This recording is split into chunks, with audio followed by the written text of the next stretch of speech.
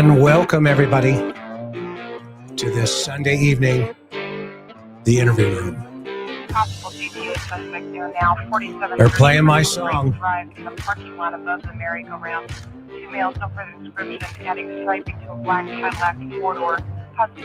As you can see, Dr. Brucato's in the house once again. And if you don't know who he is, you're about to have an experience. That's a good way to put it, Chris. You're about ready to have an experience with Dr. Brucato in the house. Shout out to all of our subs, our members, and our Patreon members. We love you, we appreciate you, and we're grateful for everything that you give this channel. You've been with us on the 24th of January, 4 years, if you can believe it. We have been doing this for 4 years every Sunday night. And it's because of you. We come back because of your support, your love, and we're grateful for that. A big thank you always to our mods, the best on YouTube, Miss Teresa M, Maui Girl, Mimi J2, Miss Sophia, and of course, Laura Walby. We cannot do any of this without them keeping us classy, not only in the chat, but in our own personal lives as well. So, and of course, a shout out to my Lord and Savior, Jesus Christ, who gave me the breath of life today to come back here this evening to talk to you about this amazing, amazing case. There's a poll out there right now. As you come in, you probably saw it. Do you think this case will be solved by DNA? It's going to be curious. Right now, it's an 80-20 saying yes, 20% saying no. So at the end, I will give you the verdict from the court of public opinion. Now, a little bit about Dr. Gary. Those of you who have been with us for quite some time and those of you who are just subscribing, we're grateful. Just all we ask is one thing: hit that subscribe button, give it a thumbs up, and of course, if you like to read, this is one of the most amazing books you will find in the true crime categories. It's been at #1 many times on Amazon, and it keeps fluctuating. So we're trying to figure out how to keep him up there at the #1 position. But Dr. Brucato is not only an amazing forensic psychologist with many, many years of experience, but he has the largest database of any forensic psychologist in the world of mass murder. And he's an expert on mass murder and other things, as you guys will soon see. You'll have a mind expansion experience here at the interview room. He's got 119 years of data. And every time I turn around and I talk about one of my cases, he said, just a second. And he looks it up and he says, oh, yeah. And so I could not have thought of another. Not only is he a dear colleague of the Cold Case Foundation, but he's a dear friend. And I could have thought of anybody else to have on tonight to talk about the JonBenet case again, because we hit it a couple of weeks ago, right, Gary? We did indeed. And I some people might have seen that I was on Court TV for the special that they did, Vinnie Politan did, where Gary Oliva was discussed by Jason Jensen, who's an attorney that's involved, and Michael Vale, who is the man that Gary Oliva was contacting and confessed to reportedly, and then recanted his confession. Who, as we'll see, I'm sure we're going to mention Gary Oliva, had been on the radar of what was his name, Lou Schmidt. Lou Smith. Yeah, had been on his radar as a strong suspect, and I think I even read that he was of great interest even to John Ramsey as somebody that really needed to be looked at. And so we'll talk about that. I talked about it on Court TV, and at the end, both I and another expert that was there sort of concluded that what was a little tricky about it was that Gary Oliva is diagnosed schizophrenic, and that it is plausible he's just some very strange guy insinuating himself into the story. But we did think that he certainly has to be looked at, and I think DNA will help. But anyway, so take a look at that. You can find it. I think it's about to be reposted on YouTube any day now. You're in episode 2. I'm in episode 2. Did you see it, Chris? I haven't seen it yet. 2 hasn't come out yet. Oh no, it was out. It was live Friday. Oh, I don't have TV. Remember? Oh, so you'll see it. You'll see it when it comes out. I'll see it. I literally have to watch everything after the fact, but it is going to be great. Also, another thing before I forget, before we talk about tonight's topic, and tonight's topic is going to be sensitive. Again, there are a lot of opinions going in every direction. Again, Dr. Brucato and I do not have a dog in this fight. We do not investigate people. We investigate information, and information leads us. That evidence, wherever that evidence trail takes it, that's where it goes. Full disclosure, as I talked about, on the last couple, I had talked to Lou Smith back in 1997, and I had a very small role in this bag of potato chips. So tonight, again, when I say we're assembling a potato chip, that means a puzzle that's been busted up on the table. You can see I've got my partner back here, Mr. Buddy. I don't know what he is doing, though. He's into trouble. That is for sure. He's right behind me. So I'll keep him out of trouble as we continue to go on. But here's the most important part I want to remind everybody tonight. There are hundreds, if not hundreds of thousands of people now affected by the LA fires that are raging currently, as all of us are on line here. We want to give a sincere condolences to all of those families who have lost loved ones, and not only human life, but also animals that have passed. Our thoughts and prayers are with the tens of thousands of people who have lost their homes, their businesses in this fire. These people have had their lives destroyed, and that is an understatement. It is a combat zone over there. Yeah, Chris, I heard that I don't know if it's hit the record yet, but it's believed that it may wind up being the worst disaster in American history. I mean, that's almost unfathomable. We've had things like the flood in Galveston, and the San Francisco earthquake of in the early part of the 20th century, and 9/11, and all these other kind of horrendous events. I mean, imagine that this may turn out to be the greatest disaster. I suppose they mean financially, but it's almost unfathomable. Yeah, and it comes also at the heels of the folks that we need to also keep into our prayers, the folks of the Maui Lahaina fire in Hawaii. They are still struggling. I'm curious to find out, how much of this is, was started by man, and or how much of it was flamed on by man. There's a lot of stuff going around. I don't have that answer personally. I know the LAPD chief of police. I also know the Sheriff Luna down there. I know Jim, who is the LAPD chief, and they're knee deep and a lot of problems. So we hope the very best for them. We hope for so many lives and their lives, knowing that from this point forward, will never be the same.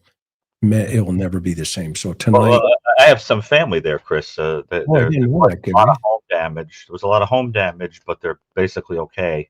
I didn't know that. They had evacuated and were able to get back to see what had happened. It was actually apparently wind did most of the damage. Yeah.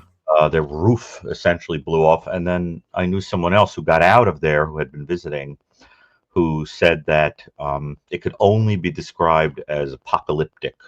Is the word that they use. They said that And that's here, the feeling you get when you're looking at it. That it looks almost like some kind of end times thing, because it's just so terrifying. it's been crazy times. And of course, the people who are still suffering in North Carolina and Tennessee, who got hit by the hurricane Helena. And then, of course, the terrorist attack that we had in New Orleans. I mean, it's crazy stuff, absolutely crazy. So, again, we salute our first responders, our firefighters, our police officers, the National Guard is out there now. So I remember what that was like, because I was in the LA riots in 1992. And let me tell you, it was a very scary time for everybody, because you did not know Right. what's going to go on. What's going to go on. Well, Chris, we have to add the New Orleans attack to our mass murder database. And the number keeps changing. I believe, if I'm not mistaken, it was 14 people that are dead. Correct me, someone, if I'm wrong, but as of the last time I looked, I think it's 14. And I think, Chris, that's a topic for a whole other time. Is the point that I've made a million times about mass murder, is that mass murder, in my sense, after having studied it extensively, has a lot to do with a sickness of identity. People that lose and seek identity. And that case is all about radicalization of someone who lost that very thing and found it in a deeply unfortunate place. And so, Chris, I think you'd agree that was a radicalized person. Yeah. And as Tina just says, we all need to put our seatbelts on. Well, yeah, I know. It's not going to. That problem is not going to go away. I mean, you and I foresaw it. We were on a show on New Year's Eve. Yep. And we said we said that we were afraid that something like that was going to happen, and then we woke up to the news that it did. And this is because, unfortunately, I think we have our finger right on the pulse of what's so sick about the culture. But that was a profound tragedy. I heard, Chris, that, not to get off on that case, but I heard that he had also been thinking about killing his entire family, of starting out as a family annihilator and then doing this.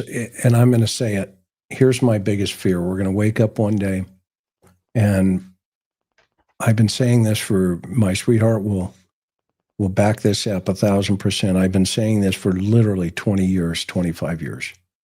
We're going to wake up, and I've told you, Gary, what's my scenario? Single shooters, right? Single schools, soft targets, kind of, right? Soft targets, multiple schools, the exact same day, and it will be like a horror that we've never ever seen in the United States of America. You mean like October 7th in Israel? Like October 7th on steroids. If you put 25 of these single shooters who are military trained, I'm not talking about criminals. I'm talking about military trained folks in a single day hitting simultaneously. Not bueno. So I pray every single day that is never a scenario that we see. But if you go back to Beslan and you look what they did in Russia, and where they killed over 165 children, over 330 dead, and that mass murder, and you're the expert, that is my nightmare scenario. Because they already tried the plane stuff. But that's another topic. I don't want to get off into that lane because tonight we're going to talk about JonBenet Ramsey's a couple of things. The ransom note that was found inside the house. Everybody, has had many opinions on that in the comments. And of course, the discovery of her body in the basement. So a couple of things I just want to prepare everybody for. Again, this is a sensitive topic. If it's too much for you, we totally understand that. The interview room is not going anywhere. So if you feel that this is something you don't want to hear tonight, we respect you. We love you, and we want you to take care of yourself. That is important because this particular case has gone in so many different directions for so many years. What we're going to hit tonight are multiple theories. Okay? The first theory we're going to hit is what people say about the brother and what the evidence says. The second theory is, did mom write the note? And if so, what's the motive there? And then, of course, the third theory, is dad involved? And then the fourth, is this a potential possible stranger? And so the art of criminal investigative analysis is a multidisciplinary application. And where the Cold Case Foundation excels is with individuals like Dr. Gary, Peter Hyatt, who is a handwriting analysis specialist, as well as Steve Johnson, and hundreds of other, Ann Burgess, Dr. Ramsland. We have 167 experts from around the world. And the reason we have them is because the approach that we take is a systematic approach. We identify and interpret the behavior aspects of a criminal crime, an actual crime. And then what we do is we apply investigative principles such as disciplines like Dr. Gary and experience and education into decision making. And who did we just add, Chris, as a member? Yeah. One of the greats. I'm the pretzel boy within the organization. I've had a couple different roles. Right now, I'm over criminal investigations. So I kind of get stuck in a lot of different things. But that said, this is the approach that we take when we come to trying to figure out, okay, how does this thing work, right? What does it look like? What does it smell like? What does it feel like? And one of the places we start, and I've talked about this many times, but I put this slide together here so that everybody can actually see what exactly we talk about when we talk about the victim risk continuum and victimology. So one of the first places you always have to start, right, is you have to look at the crime scene in its totality. But more importantly, you have to start with the victim. And you have to take a look at that victim and say, what is this victim telling us? Okay. And so in the victim risk continuum, you have three questions that you need to ask. The first question, and they're over on the left, below known target. What is the circumstance? What is the situation? And what is the environment? And then you go down to the bottom where it says low risk, medium risk, high risk. Now, this formula was put together many years ago by Ann Burgess, the behavior science unit, many others, Ressler, all kinds of different psychologists. They all got together and said, okay, if we can kind of give some type of measurement tool, and that's what this is. This is a tool to law enforcement. And when they go into a situation, okay, and they can actually apply this tool, then the statistics are going to speak very loud. And in this particular case, the circumstances are pretty clear. Okay? The little girl was in her house. She was in bed. And the situation turned out that the father picked her up after being told by law enforcement, go search your house. Okay. And she was discovered in the basement in a wine cellar, which is the environment. Okay. All three of these are very low risk in terms of behaviors. Now, why do I say the father picking her up and bringing her up? Because he has no training and he was told to do it. Okay. So that means that victim in itself is a very low risk victim. Gary, you want to say anything before I keep moving here on this? No, I think that's a pretty good summary. I mean, I think there are a lot of things that went wrong with that situation. I think that's the reason it hasn't been solved. I think you and I would both agree that if this had happened today and was handled by people with more experience, this case likely would have been solved. Yeah. Do you not agree? Oh, no, I agree. I agree. I think the dynamics of this would have changed pretty rapidly. With that in mind, guys and gals, and those watching, that means this victim is a low-risk victim. So statistically, what that tells us is there is a contact point between the victim and the suspect potentially.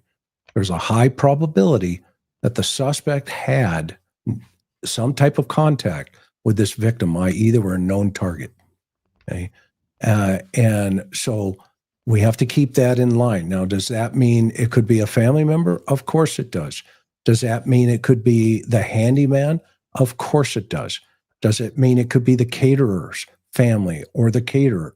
Of course it does. That because there has to be what we call a contact point. There has to be a cross. Okay? And that's why I think the second scenario where the girl, months later was actually assaulted in her house, that offender was contacted.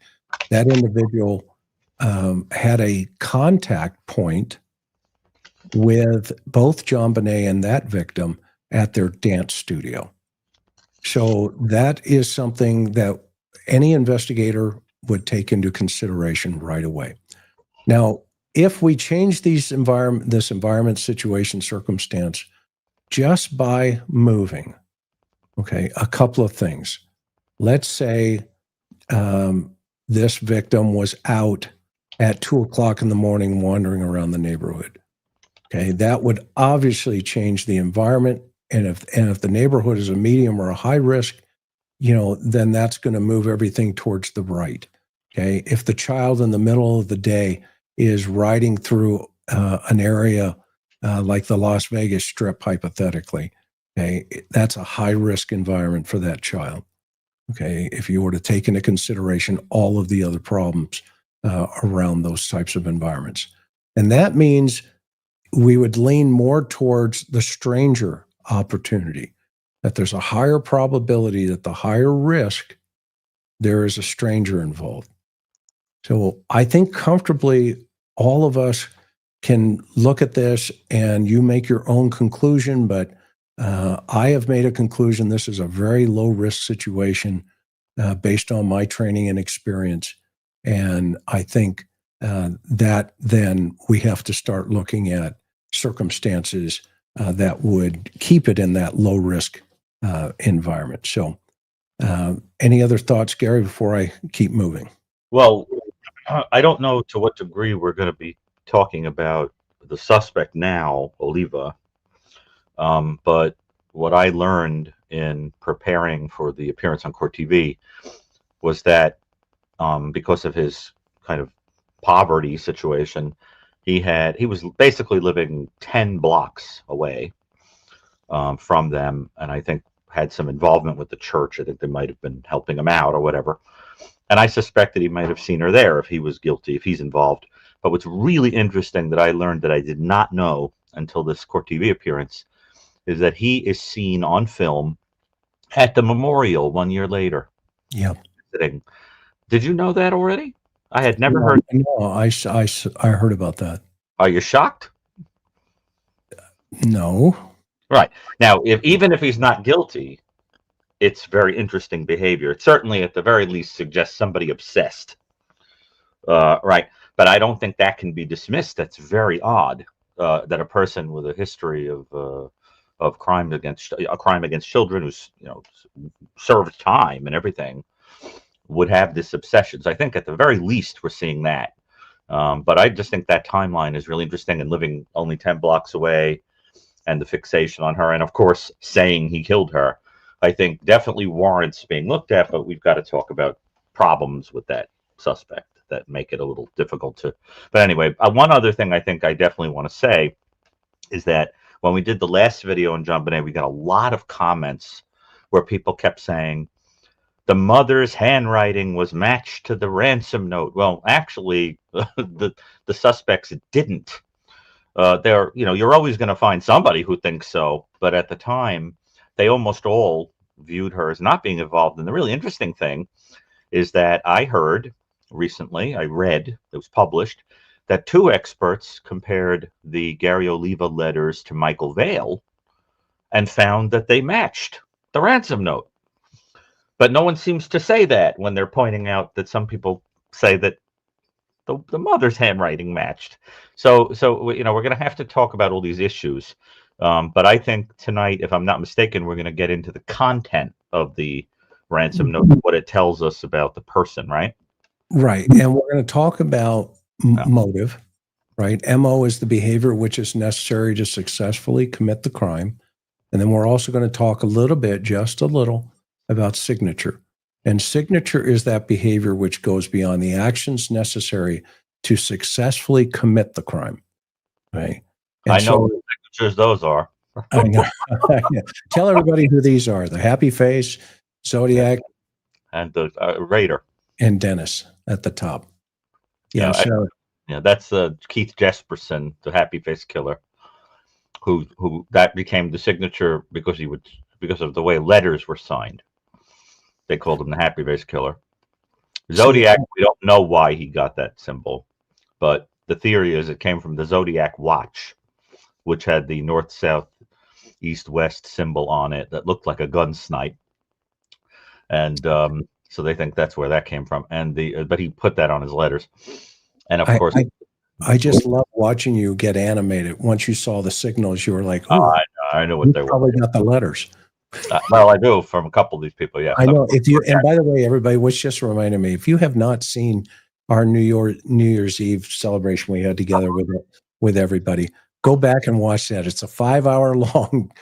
It's a long program, but Gary pulls out just a small amount of his memorabilia from a lot of these individuals. So memorabilia, right? But and I think the Raider symbol is a little tricky. We don't exactly know what it means, but I've heard people say that those are supposed to be, I don't want to be lewd, but supposed to be breasts at the top. And of course, this is some kind of torture instrument or whatever. And that's a B with a BTK turned into a woman on a torture rack, apparently, which is pretty disturbing. But I think we have to just explain to the audience that the difference between an MO and a signature, right, is that a signature is the thing that you psychologically require, your sort of calling card, the thing that you do for your psychosexual gratification that is very specific to you. So it's like the signature that your calling card on your work, which is very different than an MO. MO is how you do it. So you could have a killer who, in one case, strangles someone, and the second case shoots someone, and the third case, sets a house on fire and kills someone. But if each time they have to do a very particular thing to the victim, like choke them with a black stocking or something like that, that's a signature. And so each of these people, they have their little elements that we could argue are signature elements. Certainly the bindings, for example, in the BTK case are signatures. But what's interesting about signatures is that sometimes people can't resist leaving them, and it helps to solve the cases because it creates linkage between the cases. But it's just so important to the person that, Chris, you know what I mean, right? And I think they reveal that the motive is very much about fantasy. These characters, these people that wrote these symbols, you could tell that they were basically trying to transform themselves into fantasy figures that could scare the public with a symbol, or that this tells you what they were trying to convey to people. So that's a kind of a giveaway that the motivation was ego and fantasy, and that's true of every one of these serial killers that we talked about. But and Chris, if we had another murder by the person who killed JonBenet, I'd be willing to bet that there'd be a commonality that would suggest signature, because the type of offender who did this, where torture was involved, for example, and sexual, kind of crime, I think there would be a signature element, don't you? Yes. Yeah. And you heard it here first. I never heard anybody else say that before, but I think that's true. Yeah. And I think that the next piece of this puzzle that we have to discuss is what we call in law enforcement and in our circle of influence, the theory and exchange of transfer. And meaning whatever, and Vernon Gabert, can I say yet? You can say whatever you want. Yes. Why not? Okay. Just joined the foundation. We are not only that, and he's the godfather of homicide. I mean, he's written the best manual. I have the 5th edition of his manual. And anyway, we're going to try to get him on the show here. He said he would come on, which is going to be a home run. Everybody, he is like the man. A living legend. Yes. He is a living legend. Homicides, Chris. Him and Jigsaw John are the two most living legends. Well, John's not with us anymore, but Vernon is, in the world. We're not talking about in the United States. We're talking in the world. I know Vernon's worked well past 8,000 homicide cases in his time. He was the commander of NYPD homicide division. He's got a fascinating book out. They basically call him the godfather of homicide. And he was the one who coined the phrase, "We work for God." And we're going to have him coming on the show here, hopefully next week, depending on his schedule. But we're trying to set that up. And Gary's been very instrumental in putting these pieces of the puzzle together. And for that, he's a dear friend, and he wrote a beautiful review of The New Evil. It's even included in his book. And if you go to Vernon's website, you'll see that he includes it, and it's a great honor that he includes it as an important piece of reference material that experts should read. I remember he said that something like that. It's a compendium of evil that every expert should have. And when a longtime hero of mine, who, by the way, wrote the very first article on profiling, in case anybody doesn't realize that, when this great hero of mine agreed to review the book and so forth, it was a big deal to me. And I think it lent a kind of gravitas to the book. And he gave me a lot of wonderful advice, which is I'm going to talk to him about when he's on the show. And of course, he is the cop's cop. I mean, I don't know anybody who doesn't look up to him. There was a time, Chris, not to go off on this now, but maybe just as a pitch for the show, there was a time when if you were going to be a homicide detective, you were taking his class. Yeah. I mean, even Greg was and I were talking to him the other day about how Greg attended a class with him when he went down to talk to John Douglas. He's the godfather. He's the guy. If you ever want to know, what you're thinking, and if you're on the right track or if you're in left field and you need to, go home and blow your nose, Vernon will tell you straight up. And he sure will. He'll tell you. And I can't wait. I can't wait. I love the guy. We'll actually put his book into the link to give you guys a pre-opportunity to go get his book before he comes on. I have it. It's in the other room. Maybe Mike Karen can get it for me. It's sitting next to my bed where I do all my homicide reading. Did you see that his very good friend Janine Pirro wrote the forward? Yeah, she wrote the forward. He's got a fascinating life too. I mean, lifeguard. He was a simple, paper boy. I mean, just a whole ball of wax. He's got a simple life. Yeah. So that's going to be an exciting show. That said, let's talk about the theory of exchange and transfer, meaning perpetrators take traces of the victim in the scene with them. And that's going to be important because, there's a lot of talk about how trace evidence, goes from one place to the next. And when you have an absolute destruction of the initial scene, i.e. cross-contamination, and by the way, here is Vernon's latest book. I'll put it up here for everybody. Yeah, it's some read. I'm enjoying it like crazy. Yeah, I'm about a third through it now. I did a lot of reading of it today. The Godfather of Homicide. There he is, and he is. You can order it now. I just picked it up on Amazon, so you can go get it on Amazon. And when he shows up next week, you'll know a little bit about his life. He's a fascinating man and human being. So, and a good man, Chris. He's a great man. A good human very religious. Being. Yeah. Very religious man and very interesting life. See, I've read it so much I can't even get the page closed right now for the cover because I've had it locked in. When I get focused on something, I keep folding it. But okay, second place here, or second bullet point: victim retains traces of a perpetrator or may leave traces of themselves with the perpetrator. The reason this is so important to understand is because all of the amount of cross-contamination that took place in this case. Okay. And I find it very fascinating that the investigation and the investigators, they all knew that there was cross-contamination, a ton of it, and that there had been many mistakes made in the very beginning. Okay. And so what did they focus on? Okay. Remember in one of the last videos I did, I said, you talk about potato chips and you talk about pretzels. And if they're both on the table, you put one on one side and you focus on the potato chips. Okay. Well, I think they knew that they had knocked all the potato chips off of the table. And the only pretzel on that table was going to be that ransom note.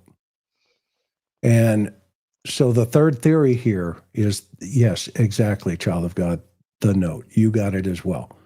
Okay. Now, that's what, we're going to talk about tonight. I'm not going to tell you who wrote the note because I don't know.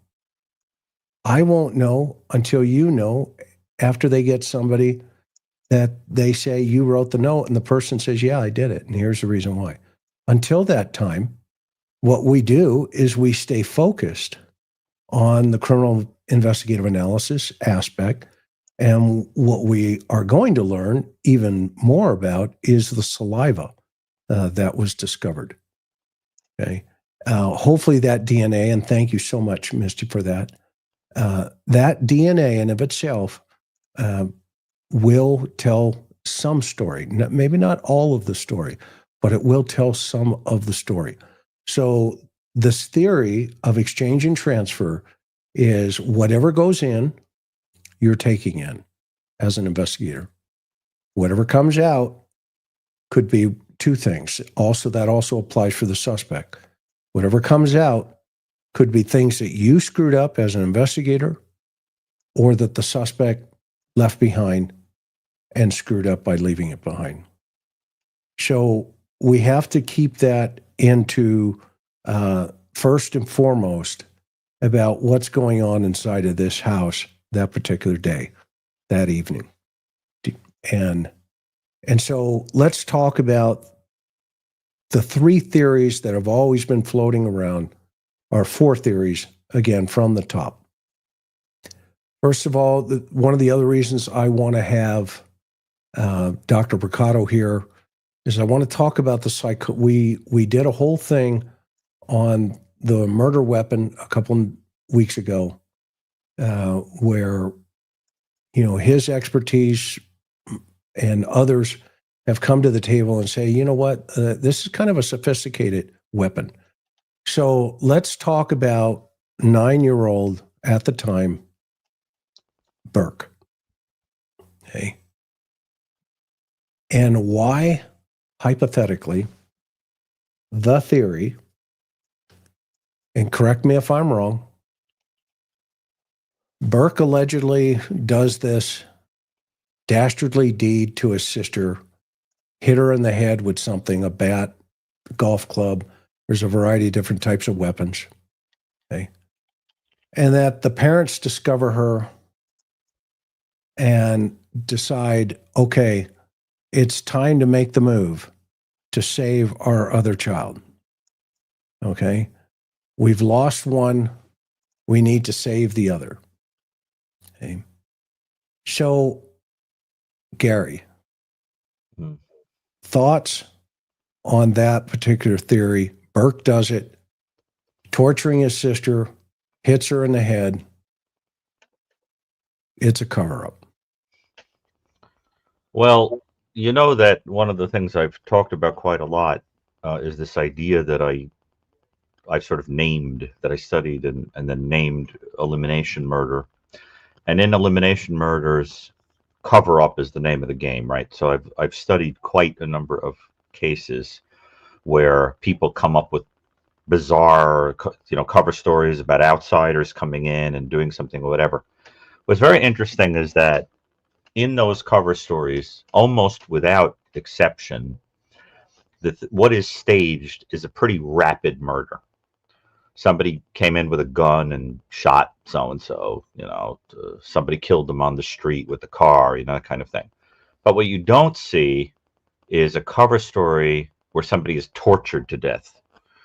That's a very strange thing. Like, in other words, you don't, so certainly what would be ridiculous would be the idea that, the kid kills them and you come up with this story that, a stranger must have come in and tortured the kid to death. And, it's a weird cover story. I mean, I don't know what other cover story you would have with the way she was found, but I've just never heard of that before.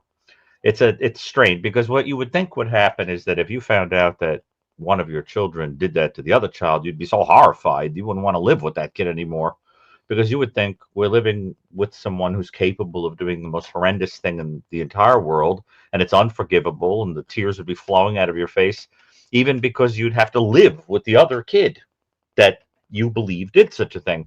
And I just think it strikes me as too preposterous that that's the case. I just don't think so. I mean, Chris, if you as a parent had one kid do that to the other kid, you wouldn't be able to hold back the tears and cover it up, and then live for years with a person that did something like that with no problem and fearlessly. It's an absurd story. And, as Judge Judy says, if it doesn't make sense, it isn't true. Well, it doesn't make sense. And I don't know if you agree with me, but that scenario has always struck me as very bizarre. And I don't think so. What I think is it makes a lot more sense. And by the way, there's also the absurdity that 9-year-olds don't know how to make sophisticated torture instruments. And where would you have even learned about such a thing? You know what I'm saying? I mean, that's the other thing.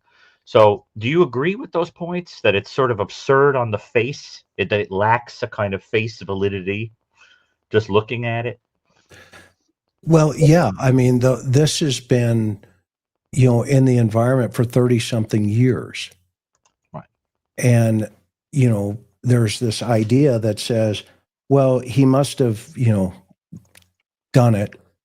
And because of the pineapple, and, maybe he got mad, blah, blah, blah. Okay. But again, I think everybody has had this is my opinion. And by the way, I gave this opinion to Lou Smith years ago. As you know, Gary, I was asked to get involved on some things. I said, first of all, a 9-year-old boy, if he gets mad at his sister, let's say he does whack his sister in the head. Okay. Now you have this whole sophisticated cover-up to the point where they're going to leave the baby in the house call the cops and put this whole thing in motion with a fake ransom note from this bogus kidnapping allegation. Okay. Now, I'm here to tell you, okay, the reason why this case isn't solved is because they've never, ever seen any parents or any kind of case close to this where that's been a scenario pattern or a fact pattern. Okay. Because if Burke did it, which in my opinion he didn't, if the parents come in and they say that, she's half alive, well, why not save her? It's like the idea of, well, they wanted to save one child, so they came in with this, this crazy theory of, the father, the mother writing the note, the father, choking the child, post mortem. But the problem that everybody is not looking at is what the autopsy report says. And the autopsy report clearly states there is petechiae evidence, not only in her eyes, but on her chin, on her cheeks. That means she is alive. So if she's alive and the parents knew that, okay, then you're right. That's a whole different can of worms.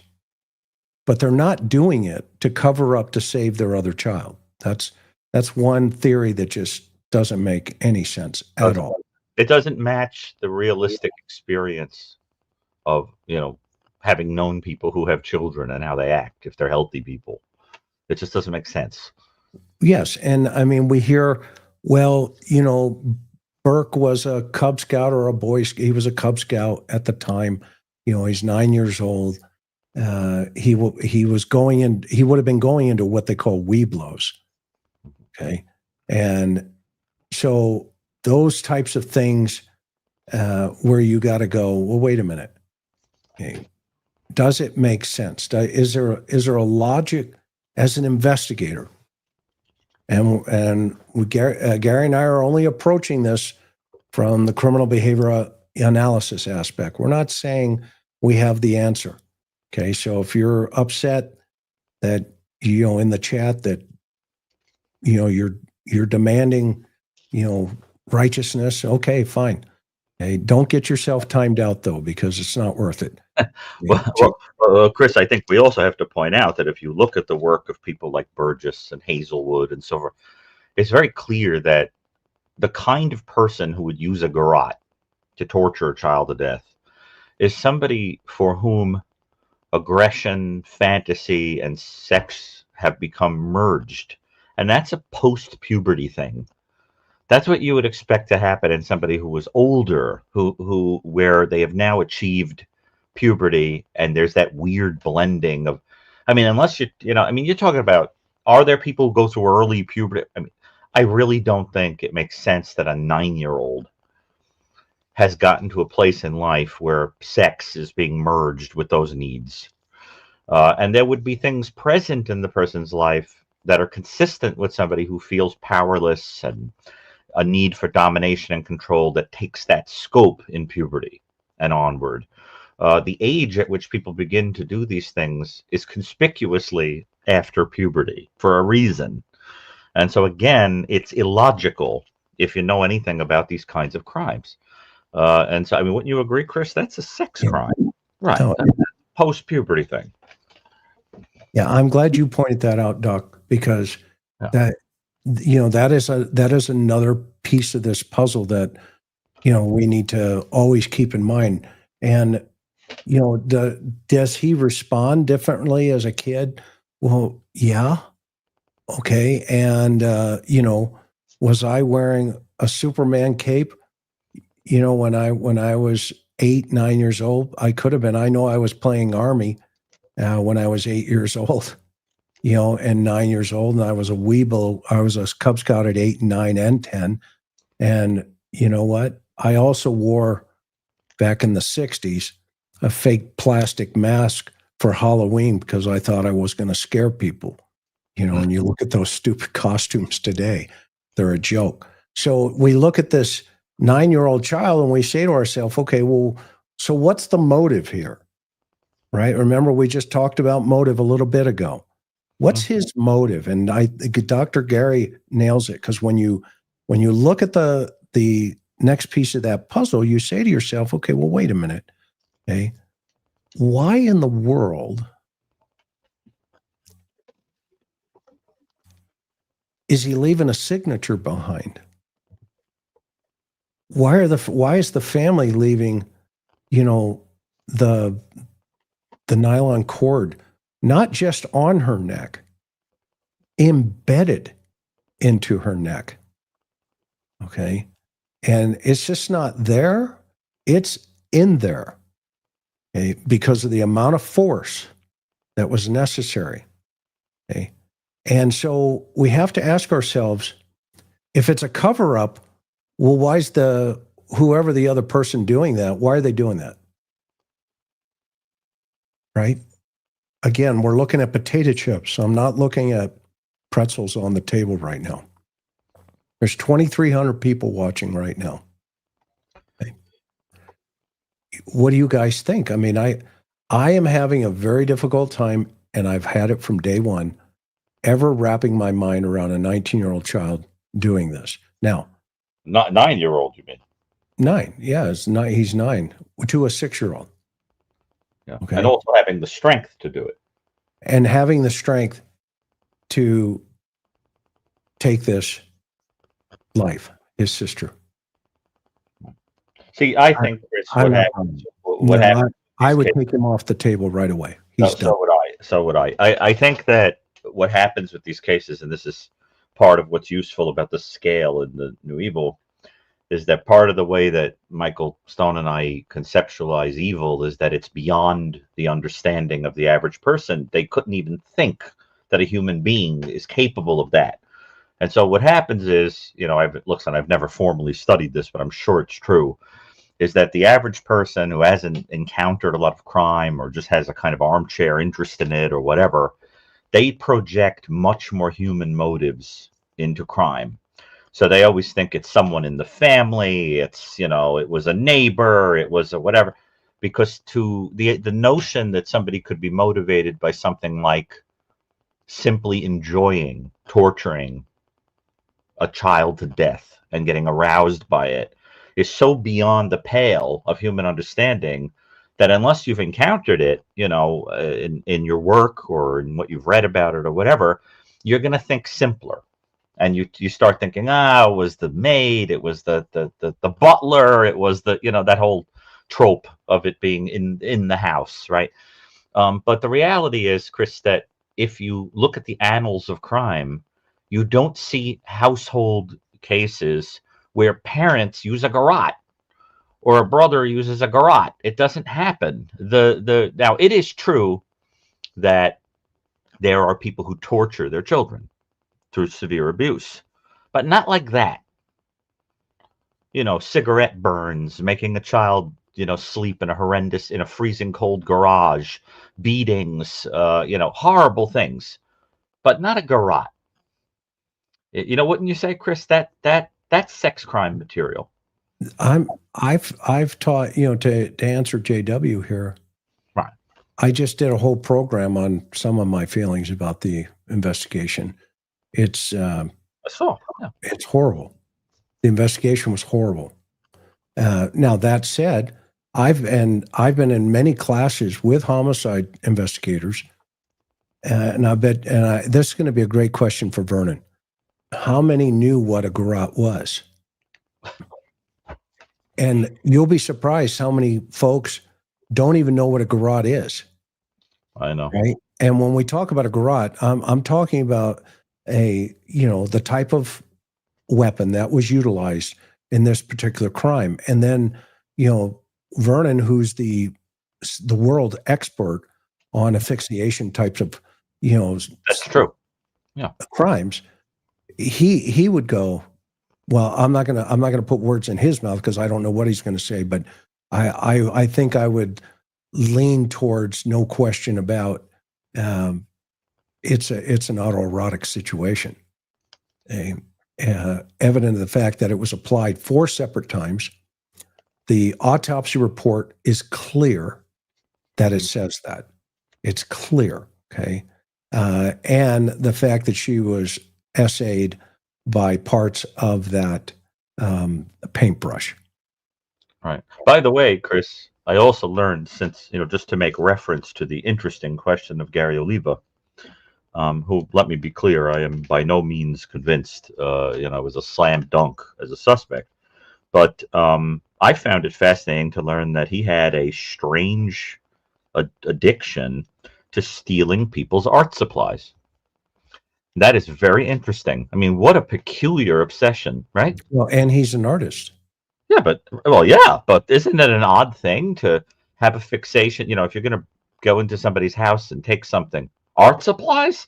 Well, I could see if you're homeless or poor and you need them or something, but that has more of a fetishistic quality to it. And, when I was reading about what's been published about him, I said to myself, art supplies? Has anybody connected that to the fact that a paint stick was what was used, in the assault on this child? So that's really interesting. It really is. Wouldn't you say? Yeah, well, the dog year. Yeah. Yeah, I mean, it won't surprise me at this point. It won't surprise me either way. Okay, so scenario now that we've got this scenario, I think, and this is Gary and I talking now. It's Gary, do you feel comfortable 100%? It's not going to be the kid, the brother. Absolutely. I'm just going to take a quick breather for a second for something, but yes, I think that's an absurd supposition. Okay, so I agree with that. Okay, and then that leads us more into also the other thing I would take it away is because I can't see him leaving her like this, but more, I think one of the pieces of evidence that really has been overlooked specifically has been the duct tape over her mouth. The father pulled it off and they said, yeah, there were fibers that were consistent, with the type of garment that, mom was wearing. There was fiber consistent with, a pair of boots, etc. But the problem is all of that. The first of all, the roll of tape has never been recovered. They thought it came from behind a photograph or a painting that was down in the cellar there. But we have to think about, first of all, you have to look again at, let's talk about mom. Okay, let's talk about mom for a moment. What are your feelings about mom, Gary, just as we get in towards the note here? Well, I think we should look at the note and then talk about but what I'll say is that because I do not think the mother was involved, I always thought there was a great tragedy that woman probably went to her death feeling accused by part of the population for a long time. And it's a terrible thing. I mean, cancer on top of losing your child and being accused of murdering your child is pretty bad. I know that a lot of people are convinced of the involvement. And so I'll be, I'm just going to say, I don't have an oracle where I can say for sure, but I never thought so. And I know that John Douglas, chairman emeritus of our foundation, right, and the Mind Hunter, I know he went and looked into it and knew the family, and he was convinced they had no involvement at all and that there was totally inappropriate suffering on the part of that family. Wouldn't you say, Chris? I mean, because if they are exonerated, the public owes more than an apology to that family. If they were involved, well, then that's a whole other story. But to me, everything in my instinct, which I must say tends to be pretty accurate, and everything in my knowledge base points against it. But I think when we read this through, we're going to get a sense of some things that are very weird about this ransom note. Not the least of which is the length. If you know anything about ransom notes, they don't tend to be that long. So I mean, the first thing that jumps out immediately is how strange that is. And you notice also that it's directed only to the father. But there are a few things, but I think we should dissect it, really, like literally read it and dissect it, because I think that's what the audience wants us to do, frankly. Okay, so the good news is I've got it blown up here. Good. In clear writing, and we'll get to the other stuff there in a second, right? All right, so Mr. Ramsey, listen carefully. Chris, is this case sensitive, like where the capital C is in carefully matches a capital C on the handwritten, like it's matching perfectly? As Sherlock Holmes said, there's nothing more important than trifles. Those little things do matter. So is it listen carefully with a cap? Okay, so it's a lowercase c, but in the transcription is a capital C. Okay. Way to go, Gary. It matters, don't you think? I'm teasing you. Yeah. I was Mr. Ramsey, listen carefully. We are a group of individuals that represent a small foreign faction. We respect your business, but not the country it serves. At this time, we have your daughter in our possession. She is safe and unharmed, and if you want her to see 1997, you must follow our instructions to the letter. You will withdraw $118,000 from your account. $100,000 will be in $100 bills, and the remaining $18,000 in $20 bills. Make sure that you bring an adequate size attaché to the bank. When you get home, you will put the money in a brown paper bag. I will call you between 8 and 10 a.m. tomorrow to instruct you on delivery. The delivery will be exhausting, so I advise you to be rested. If we monitor you getting the money early, we might call you early to arrange an earlier delivery of the money and hence an earlier pickup of your daughter. Any deviation of my instructions will result in the immediate execution of your daughter. You will also be denied her remains for a proper burial. The two gentlemen watching over your daughter do not particularly like you, so I advise you not to provoke them. Speaking to anyone about your situation, such as police, FBI, etc., will result in your daughter being beheaded. If we catch you talking to a stray dog, she dies. If you alert bank authorities, she dies. If the money is in way marked or tampered with, she dies. You will be scanned for electronic devices, and if any are found, she dies.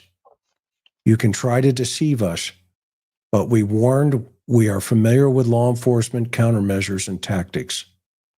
You stand a 99% chance of killing your daughter if you try to outsmart us. Follow our instructions, and you will stand a 100% chance of getting her back. You and your family are under constant scrutiny, as well as the authorities. Don't try to grow a brain, John. You are not the only fat cat around, so don't think that killing will be difficult.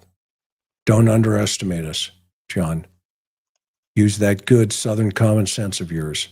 It's up to you now, John. Victory, SBTC. All right. Well, first of all, there are a few things that are very weird about this message. I mean, I think you'd agree. But like I said, the length is very odd. And the sense I always had about this letter was that it was, first of all, it does have a sadistic tone to it, which would be consistent with somebody that tortures a child to death. It's very cruel. You know, we're going to behead your daughter. It'll be your fault. You know, if you try to do something to save her, you'll have to live with that. You know, that kind of thing. And so I think there you do get the sense of a sadistic character already. I think you'd agree, Chris.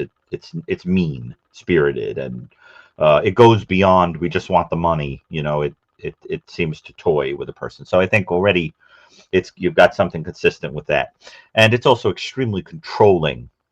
You know, specific obsessional instruction, excessive detail. You know, everything's been thought of, and yet it's sort of dopey because the purpose of this seems to be to create the false impression that one is a foreign faction, which one might view as a compensation for the truth that one is a very local loner. If you were a very local loner and you were trying to fib and throw attention away from yourself, you'd become a big group that was foreign. And so that already you have somebody exaggerating strength, trying to seem like the weakness of being a pathetic loner is not present in them. And so, you know, we're part of a group. Also interesting is the fact that this was not written by an imbecile. For example, the word attaché has an accent on it.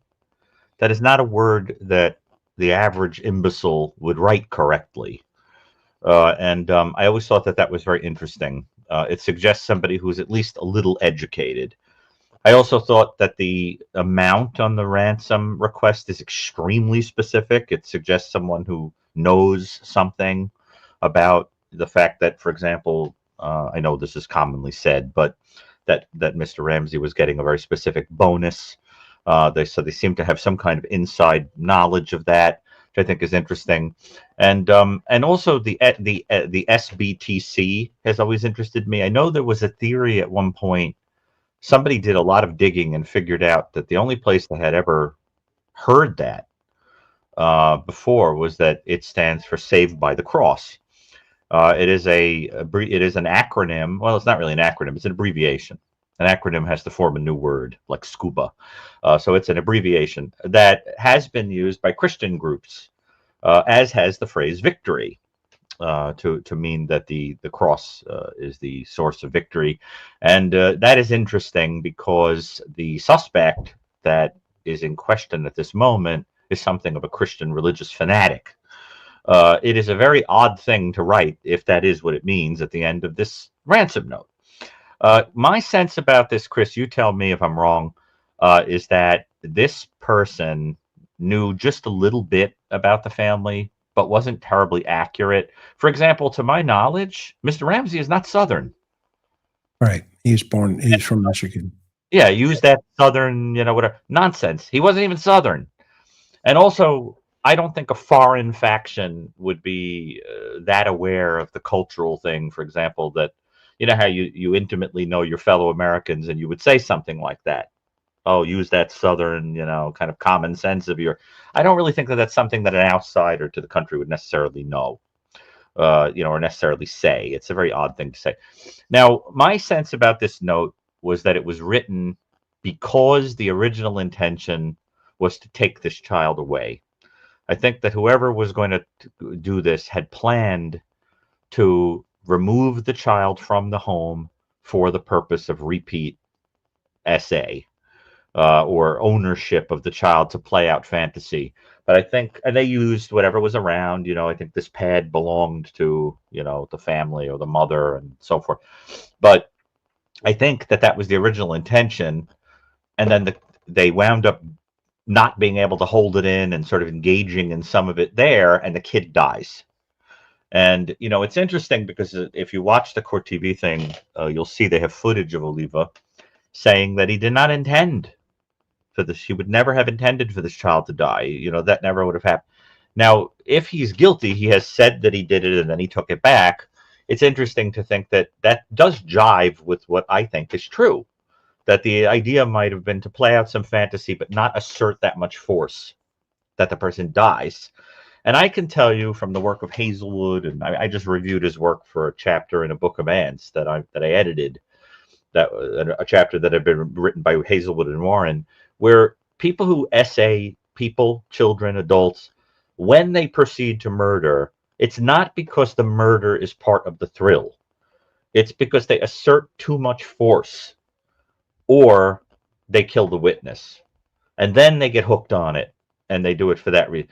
So my sense, I just had the feeling that the intention was not for this child to die.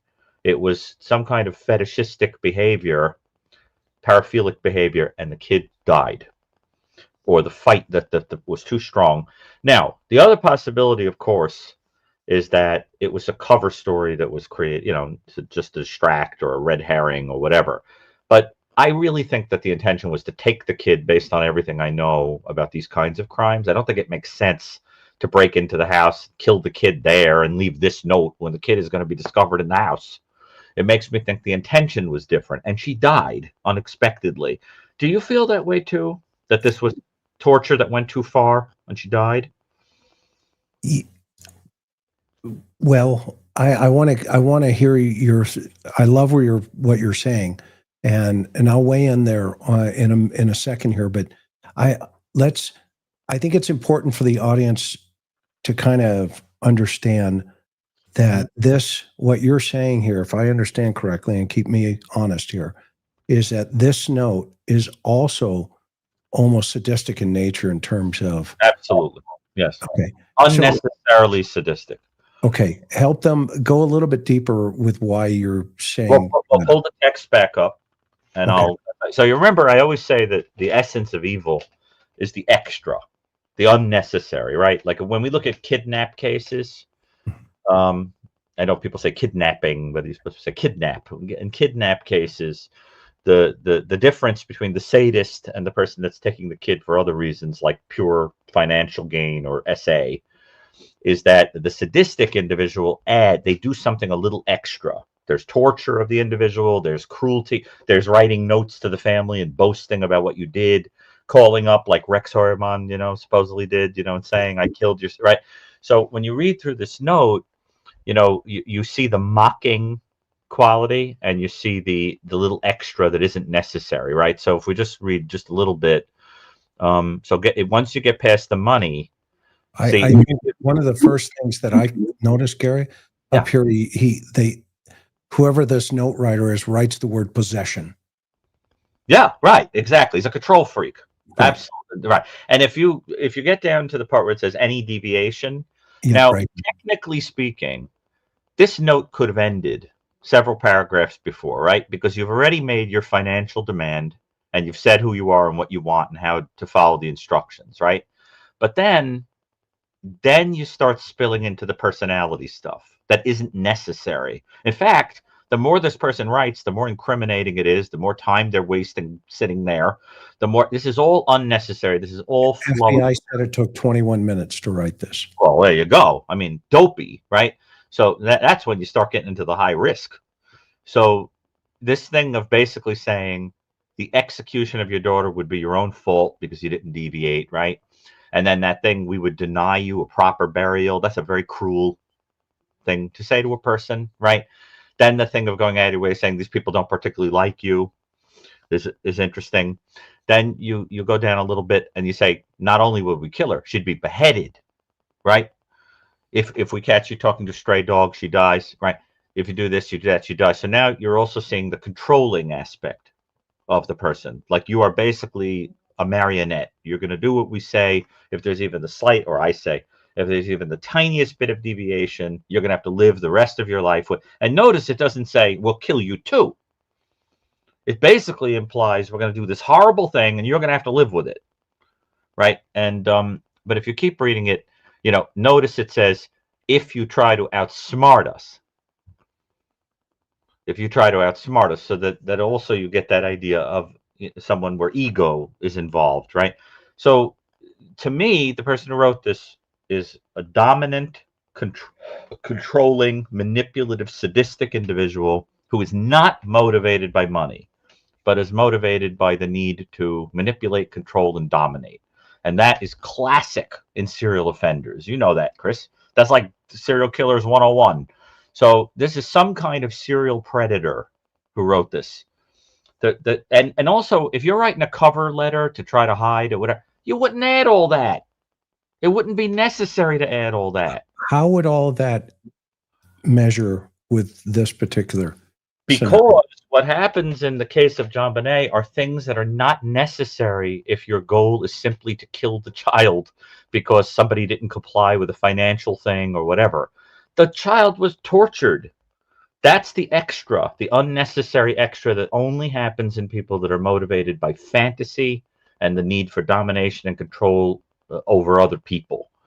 And so immediately you get that sense. And then you can go further and you say, all right, well, if that's a person's motive, is this the first time they did it? Probably not, because the average individual that commits crimes like that repetitively starts basically in their 20s. In their 20s. And, you know, and they start out with really young victims sometimes. If you read Anna Salter's work, the average age of the first victim is 3 months. Yeah. No, excuse me, 3 years, 3 years old. 3 years old. And so, you know, this is some kind of pedophilic person with an inadequate personality, couldn't penetrate, right? An inadequate fantasy-oriented personality. So then you say, okay, there's two kinds of child offenders, right? There's the kinds that groom, that can talk and groom a child. And then there's the kind that's inadequate and sort of odd, who would weird the kid out.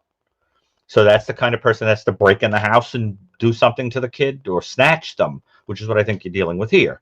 And what we know from profiling work is that what kind of an offender does that? Breaks into the house, takes the kid, you know, does things right there in the house, stupid risk behavior. Disorganized offenders. And disorganized offenders who do that are generally local, on the registry, and mentally ill. And so the first thing you would do, if I was asked to comment on this case at the time, first thing I would have said is, this guy probably lives within like 20 blocks and is probably on the registry. And I was delighted to find out that that is exactly the thinking that Lou had. And that's how he starts thinking about Gary Oliva. Now, because Gary Oliva was on the registry, correct? Yeah. Right. So that's very interesting to me. Now, I still think he's a problematic suspect, but someone like him is interesting. So what I would suppose is someone notices this child. You know, it's like Hannibal Lecter says, who do you begin to covet? Like someone you see every day. Contact point. Right. You see this person out in the community somewhere and you're associating them with something and they become a fantasy object. He then gets this bizarre idea in his head, whoever did this, that he's going to consume and own this child, isolate them and do whatever. And he starts studying the house, studying the people there, figuring things out. But he gets some of the facts wrong, right? He gets some of it wrong. He's trying to patch it together with whatever he could. And then goes in there, my guess is, goes in there with the intention of making this ridiculous story up and dragging this kid off and keeping them and doing God knows what. Starts indulging the fantasy, either because the kid is putting up a fight and he says it's now or never, or he just can't control himself. And the next thing you know, she dies. And I think that this is the kind of person who will say, I really didn't mean to. I wanted to possess her forever. I didn't want to kill her. And, you know, that's what I think. I really think so. And, you know, the notion that that story would be twisted into one in which a member of the household does this and then writes this letter to cover it up is weird because it's such a rambling, odd message. They could have written one paragraph to throw everybody off the path. And you know, there's a little bit of like a thought, something wrong with the structure of thought here, that the intensity and length of it is odd. Okay, so if we stay on the table here with putting a puzzle together, right? It sounds like we've got a couple of pieces that we can say from our training and experience. Number one, if the theory is, you know, she wet the bed, etc., mom goes off and somehow accidentally kills her, then there's this whole other thought process that says, well, okay, let's write this note. Let's use this garrote. Let's make it look like it was, you know, something other than just whatever, right? Mm-hmm. And one, she's dressed in soiled, urinated clothing. They find her in in that. So Must have been mom, pretty scared. yeah, she was, I can't Scared. imagine what was Yeah. going on there. Number two is, let's go ahead and set the note down at the bottom of the stairs. So when I wake up, i.e., that's her story, I come down to the stairs and I discover the note that I wrote. And within 10 minutes, we need to get the parents in here, or excuse me, the cops here, Right. because we know they're going to foobar this so badly that they'll never pin it to us, okay? But they'll just dance around the circle here. And then we also have to take into account that at some point tape was placed over her mouth, Yep. okay, to keep her quiet, I'm assuming, because she was alive while being strangled. And that everybody knew at some point when the tape was removed that the dad would be the one doing it, and et cetera. I mean, I'm not buying the mother on this one in terms of the perpetrator, the mother. Mothers do not generally kill their children unless they are psychiatrically disturbed. It's very unusual. There are elimination murder cases, but it is a rarity. Usually, mothers who kill their own children have lost it. They have postpartum. They have gone through some kind of major stress, financial stress. They think they can't take care of the kids. There's been infidelity, and they sort of snap. That kind of thing. That you don't. Mothers don't torture their children to death. It just doesn't. I mean, there are cases, but rare as hen's teeth, as they say. Well, I always found it odd that if Burke, based on what the court of public opinion had had put the weight on that kid, that poor child, why didn't she kill him? Or at least have evidences of abuse as well, because this isn't something that you do once as a mother. Right. You would definitely be a repeat offender because of the sadism. Yeah, exactly. The sadism is a personality and fantasy-based thing.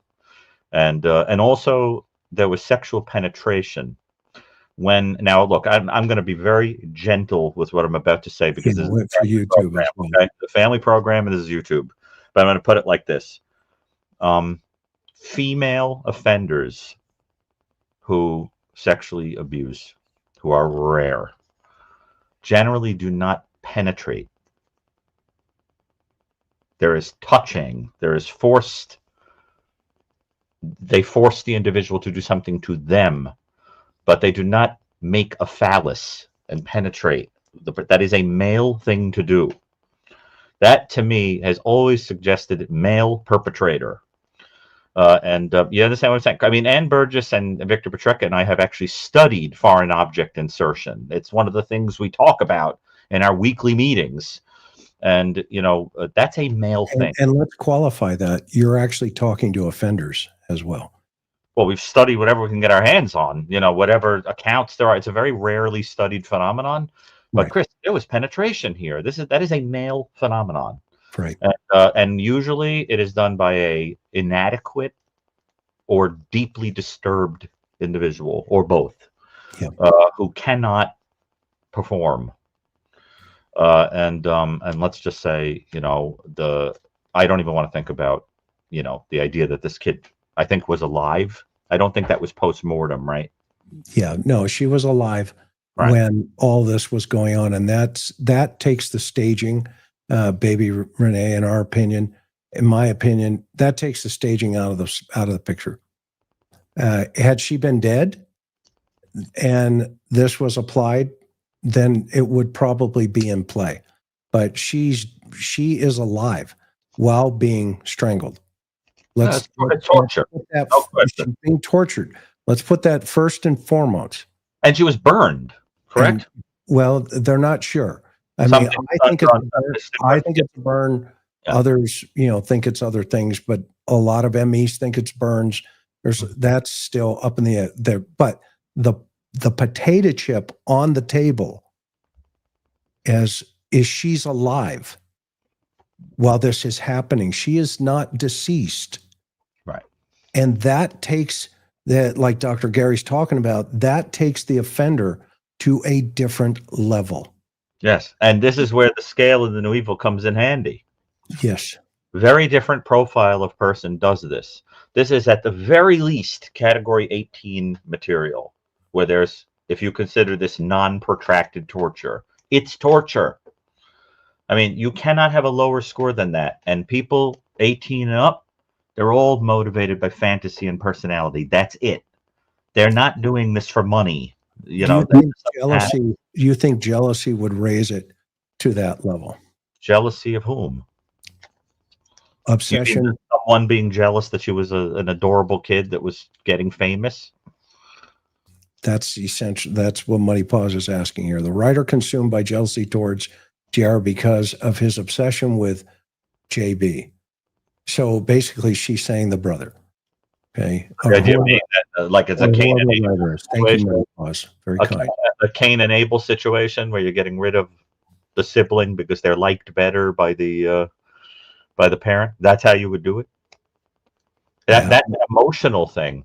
Emotional things, just like Cain and Abel, are done impulsively with bludgeons and objects that are picked up in the house and things like that. They're not, unless you're a psychopath who methodically plots it out and stages it and everything else.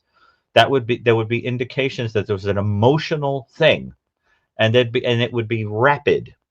This was a drag. Now, do we have a sense, Chris, from autopsy of how long this child suffered? Do they have an estimate? I doubt this was 5 minutes. No, in fact, they can't tell if the blunt force trauma was almost simultaneously with the strangulation. Yeah, and again, we go back to this particular murder weapon. Is it possible that it was a combo? Intruder committed crime. Parents wrote the letter because they rightly knew that would be the suspect's. The letter's just so odd. I don't see that personally. Right. But we agree, Chris, do we agree about the points I was making about the letter? That it's made to throw people off, that it's a little too rambly and long and risky to write, that the person who writes it seems to have some domination, control, possessiveness kind of traits that you see more in sadistic, narcissistic, psychopathic kinds of people. You know, not even people who are trying to fake it. I mean, if you're trying to fake being a kidnapper for money, it's not necessary to do any of that. You would just said, leave the money. Here's where you do it. That's the end of it. And also, why self-identify? I'm a member of this group. You know, the SBTC. You know, we're a foreign faction. I mean, why would you do that? That's stupid. No, that's a great point. And why? Let people, folks have been all over the map on this one. First of all, let's ask why would the mom write this letter? Number one, why would mom write this letter? And add the sadistic side of this thing. Right. She gets her head cut off. And there was nothing in that woman's history that was suggestive of that kind of personality. Yeah, and here's a comment here that Barb says, what if mother found out the father was favoring the child due to an inappropriate attachment? That would be an elimination murder, and elimination murders, which I have studied extensively, I coined the term. They are generally expeditious. You don't torture the person to death. You get them out of the way rapidly. Usually they're done with a gun or poison or something like that. And you make it look like an outsider did it. Chris, if you think, for example, about the Summer Wells case, which you talk about very often, or the Sebastian Rogers case, things like that. Those are cases where the public is wondering if a person came in from the outside and took a person, right? And, those are the same kind of storyline, right? Where what you're being asked is, well, it's nobody in the house, so it has to be somebody outside. This, I think, is the reverse. This is a situation where I think it's so clearly somebody outside, and there's this effort to put it inside the house. But in those cases, Chris, you've said many times, you don't even think you need to leave the house. No. Right? It's like that weird thing where the public sort of switches it. It's like that for whatever reason, their instincts just go in the opposite direction of people with expertise in these areas. Everything is always backwards. Well, I don't know what the reason is why, in this particular case, they feel you have to be in the house. Because in this one, this is what you would see if an outsider did it. If they, God forbid, found the body of Summer Wells and she had a garrote around her neck, I would say it was someone outside the house. Yeah. You see what I'm saying? I mean, wouldn't you think that too? Yeah, I mean, you can't. Yeah. And that,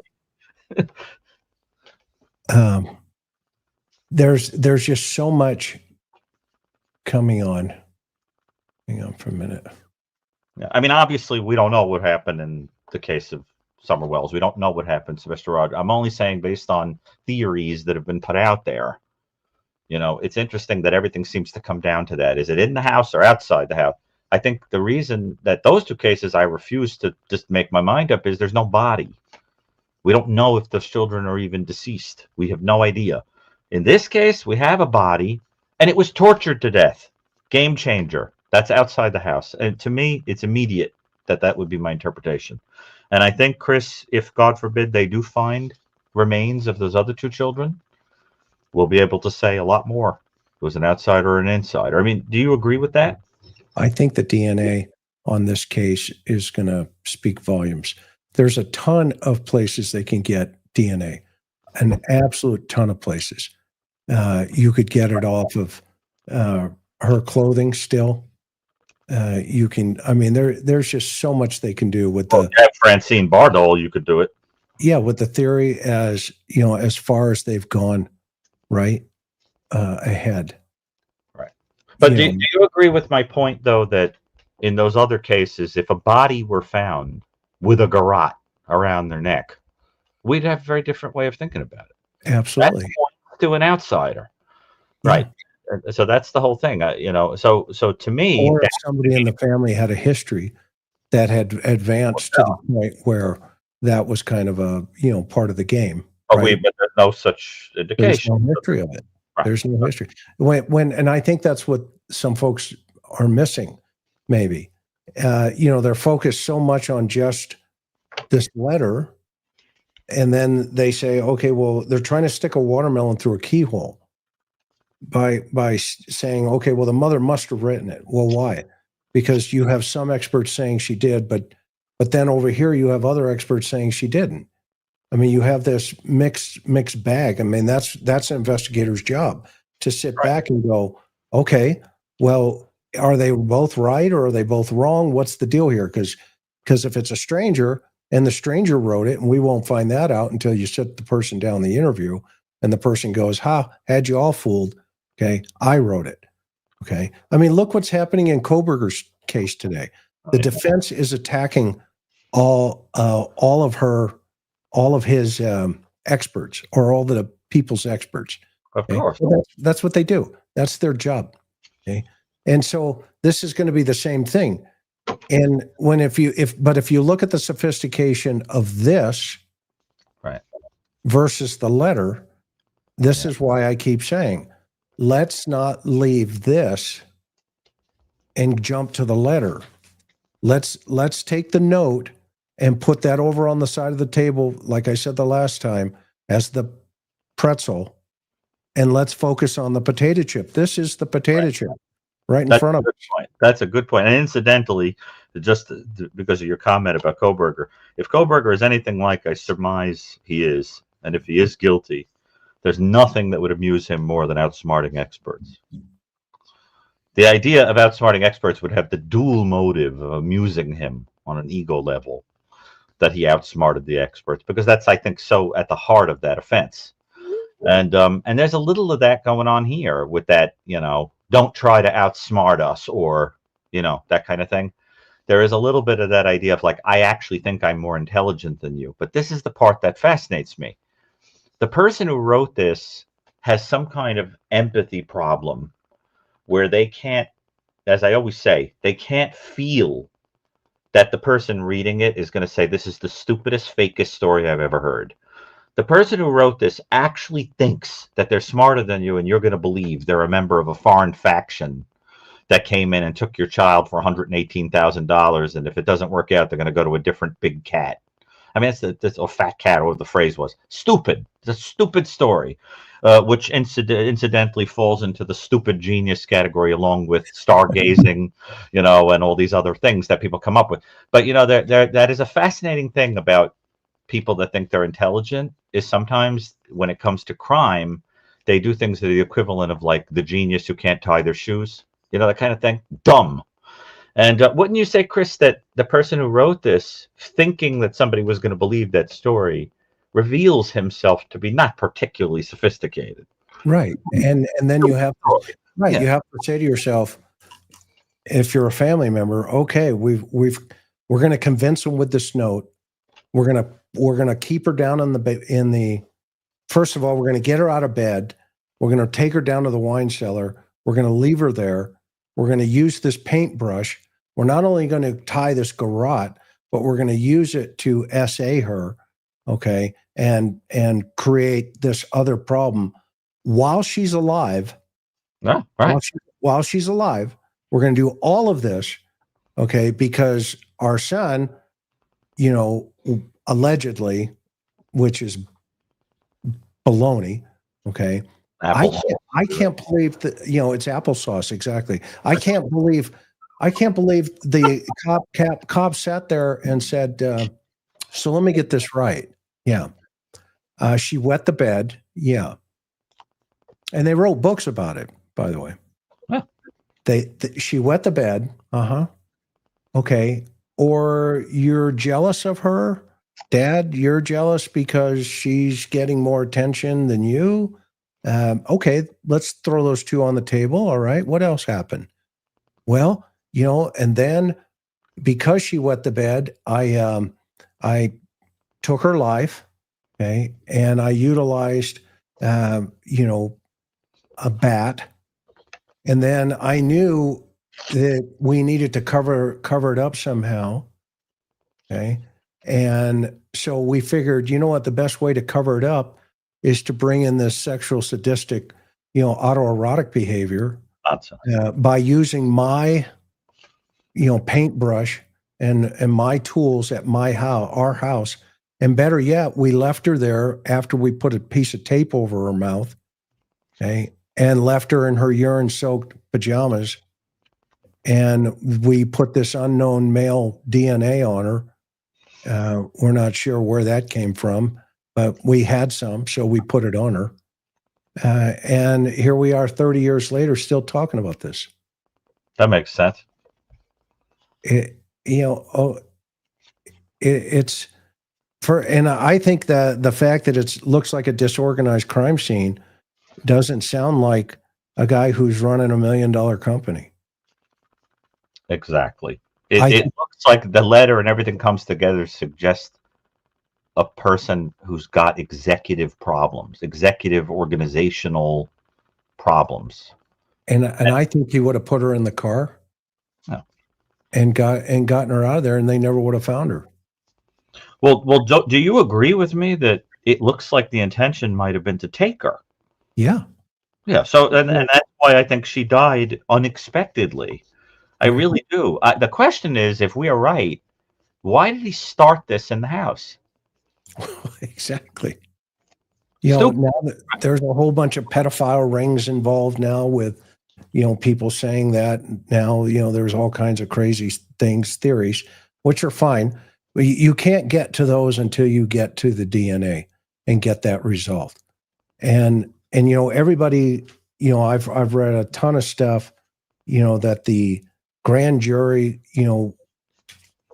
convicted, or they were going to indict the parents, but the DA didn't want to. I don't know if that's true. First of all, grand juries are secret. That's why they're called grand juries. Okay? And if any of that information ever did leak out, then people can go to jail. They can go to prison because you have to put your hand up and swear to secrecy. Uh-huh. So if you leaked it out to Officer Friendless or whoever, okay, then you know what? There was so much new stuff on this thing that they focused completely 100% on this letter that said, look, the mom wrote it. There's a practice, because it's on her notepad, it's her pen, so it must be her. Okay. Well, here's a thought. In when Elizabeth Smart was kidnapped, folks were saying, look, Ricky's not your guy. Ricky is not your guy. They went in, they kicked that guy's, trailer park. He's a registered sex offender. They did press conferences about him. They did everything. Everybody else was saying, look, there's a problem here in River City. Let's go back to the house. Let's see what happens. And then all of a sudden, Elizabeth's sister goes, oh, I remember who it was. It was the maintenance man, the painter guy. And lo and behold, they start looking for that guy, and there is Elizabeth in El Cajon, California, wearing a veil with that guy. This is such a low-risk situation. It is going to be somebody that had access or had a contact point with that family. That is not going to be rocket science. Right. And one of the reasons that Oliva is interesting. Yes. He did. I have problems, as I said, with that suspect, but there are some things about him that do match the general profile that I sketched out. And that I think it sounds like you would agree with too, Chris. A disorganized, loner, oddball, fantasy-oriented, local, probably with a history of this, probably on the registry because he's probably been caught before because he's disorganized and compulsive, and somebody who seems to have an obsessional focus because on him. Now, Oliva is a schizophrenic. In the days before the current, and he looks at her as God. Yeah, it's like a Eucharist thing. I said that on Court TV. They said, "Why does he have an altar?" And I said, "I happen to know from discussion with Michael Vale, with Vale that he was writing to, and Jensen on your show." Well, how does SPPC? Well, right. Well, this is the thing. I happen to know from we had an episode with them on your show, if you remember. Right. I think Ann was there too, maybe. Yeah. And what they told us, which was not said on Court TV until I introduced it, is that he had been talking a lot about eating her, about wanting to eat her, become one with her through eating her or whatever. Like a Eucharist, you said. Like a Eucharist. And that's what I said. And so they, on Court TV, they show that he's worshiping at an altar with her picture on it. And he's saying, oh, how could I kill her? I mean, I just want to be with her always and blah, blah, blah. Because now he recants, And I said right away, well, this makes a lot of sense if you understand that he had this bizarre idea about wanting to eat her like a communion, like he's talking about, right? Becoming one by eating the person. And interestingly, cannibals, not that he is one, but it was a fantasy, supposedly. Cannibals say that. And when you ask Jeffrey Dahmer, when they asked Jeffrey Dahmer about why he was eating people, he said that it was because they would be with him forever.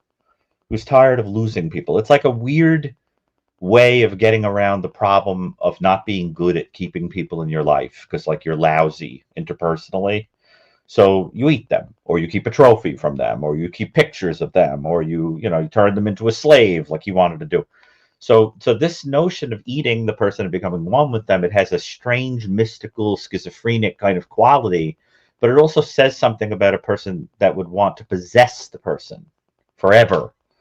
And that's not the kind of person who would want to kill them necessarily. Just enjoy them in their twisted way and then keep them alive like a toy. And that's why I suspect that because this guy, whoever did this, was disorganized and weird and impulsive or whatever, she died. But I think the idea was to do it a little bit, leave that note, sneak her out of there, make it look like she got abducted. And then he realizes she's dead and he runs. Yeah, I mean, just like a panic situation. And and I think for the record, Gary, for everybody, I mean, we're not saying that he's the guy. He's No. our guy. We're saying that that's the Interesting kind guy. of guy. The kind of guy. And just like we said with Alan on the Delphi thing, we said, don't be surprised. Well, and I know that people make I'm false not going to kick a hornet's nest tonight, but behind the scenes, Gary and I were like, don't be surprised if there's more coming. And there will be, I'm sure. I'm going to be careful on what I say because don't say it. Because the people that are into that case are special. Yes. They're special. It's like Lord of the Flies. So I don't, Buddy, catch him alive. No, my theory is that the suspect, an unknown third party bad guy, is a sadist, obsessed with JB, most likely discovered her at a parent. Okay. He loathes John because he was JB's father. It wasn't Burke. Okay. Thank you, Muddy Paws. And I apologize if I misinterpreted what you were saying as well. So forgive me for that. Let's see here. Hot Pockets. Do you think his original intent was to abduct? So wrote the letter first, but then lost control during the abduction. I think there's evidence pointing towards the intruder theory much stronger than evidence pointing towards the family. That's what I think. Let's see here.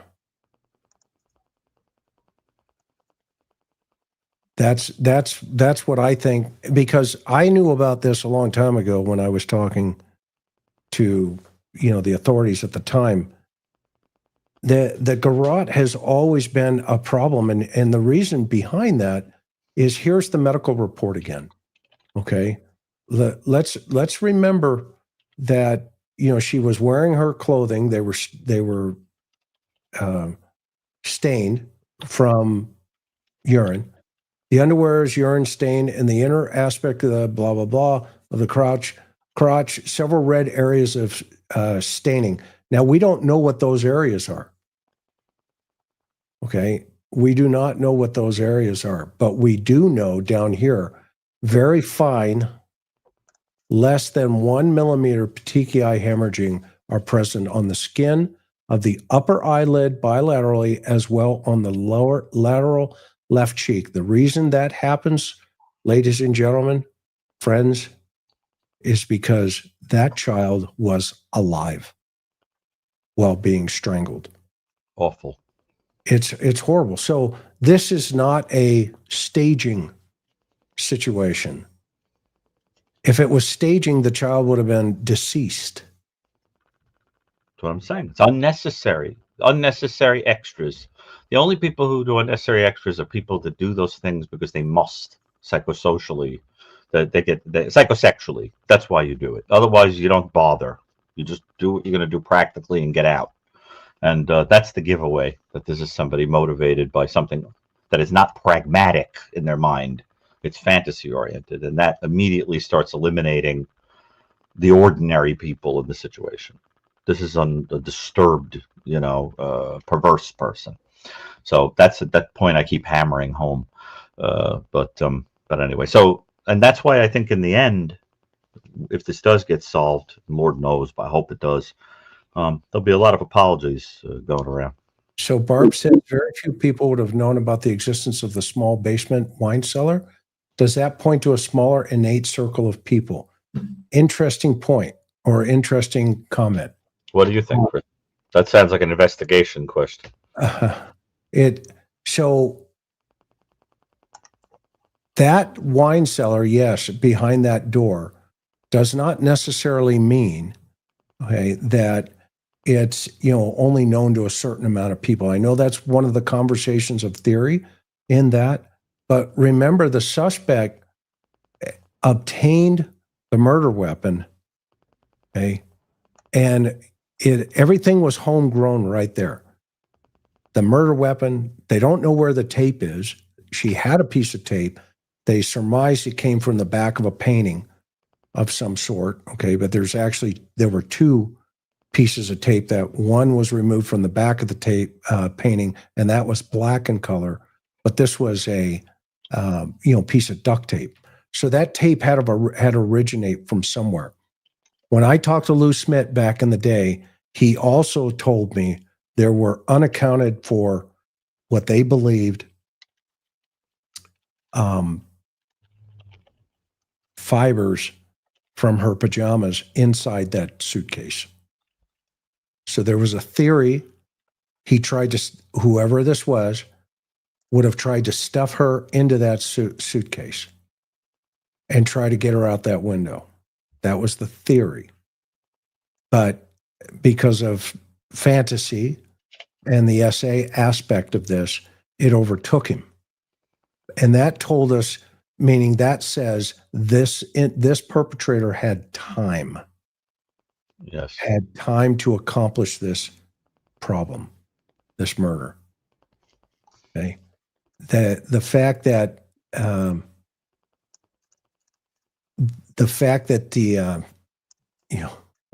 I love it when these folks show up.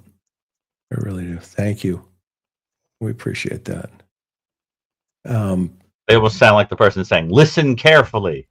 Yeah, listen carefully. I'm on the defense team.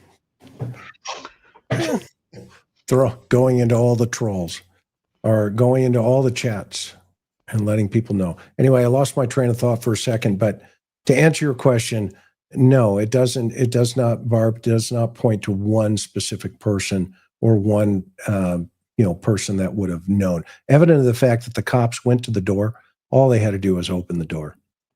And had they done that, they would have discovered her. And by the way, that would have changed the entire dynamic. And they didn't know the layout of the house. They went through the house. They searched it allegedly up and down, left and right, right and left. Okay.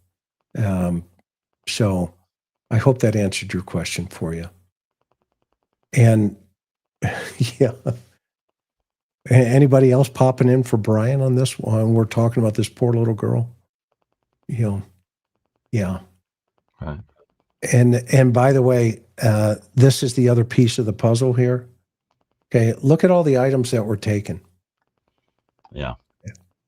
Her underwear, a whole bunch of, and the fact that they went to China to find a white male, unidentified white male at the factory where the underwear was made.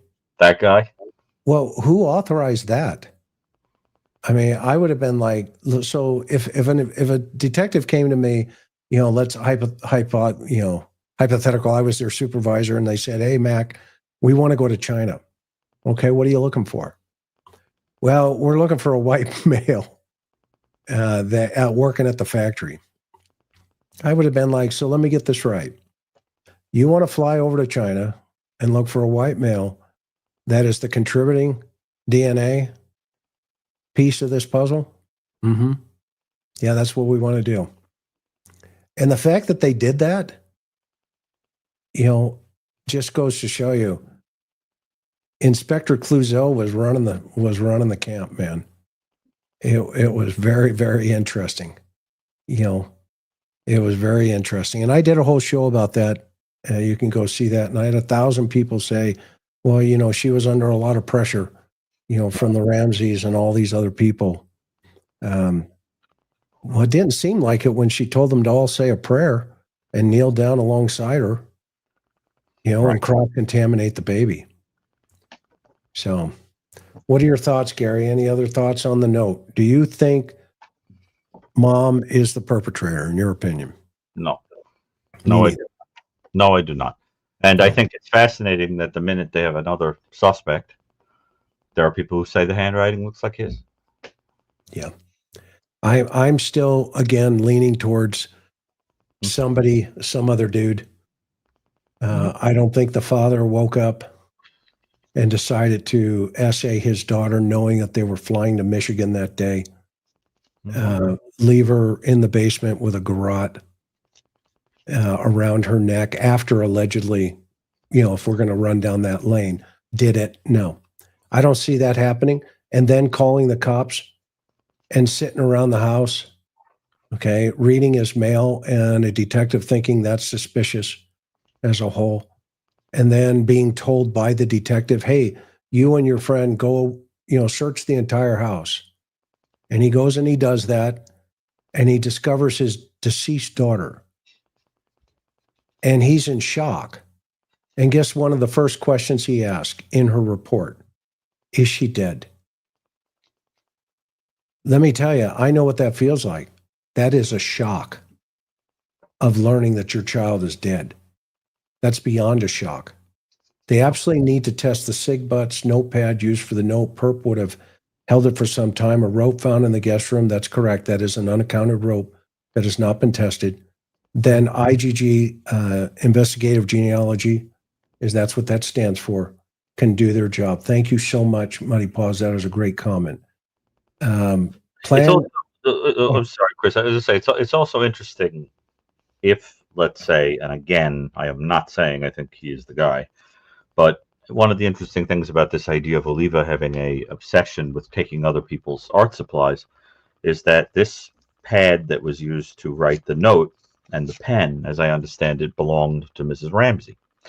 So that you still have that same theme of taking a person's supplies and using them, or taking hold of them, or whatever. The whole thing. I mean, if you think about it, if that was part of it, there is a sort of obsessiveness to it, that the theme keeps coming over and over and over and over and over and over. So what is that about? Also, Oliva is a prolific artist. Yeah, a prolific artist.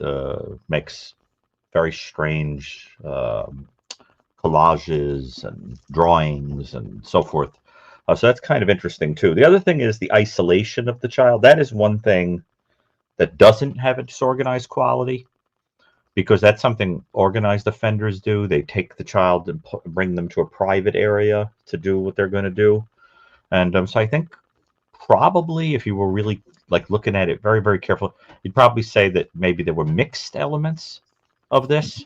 it's a combo. It's a combo, because that is so classic, and somebody who has probably experience with isolating the child somewhere to play out whatever you're going to play out.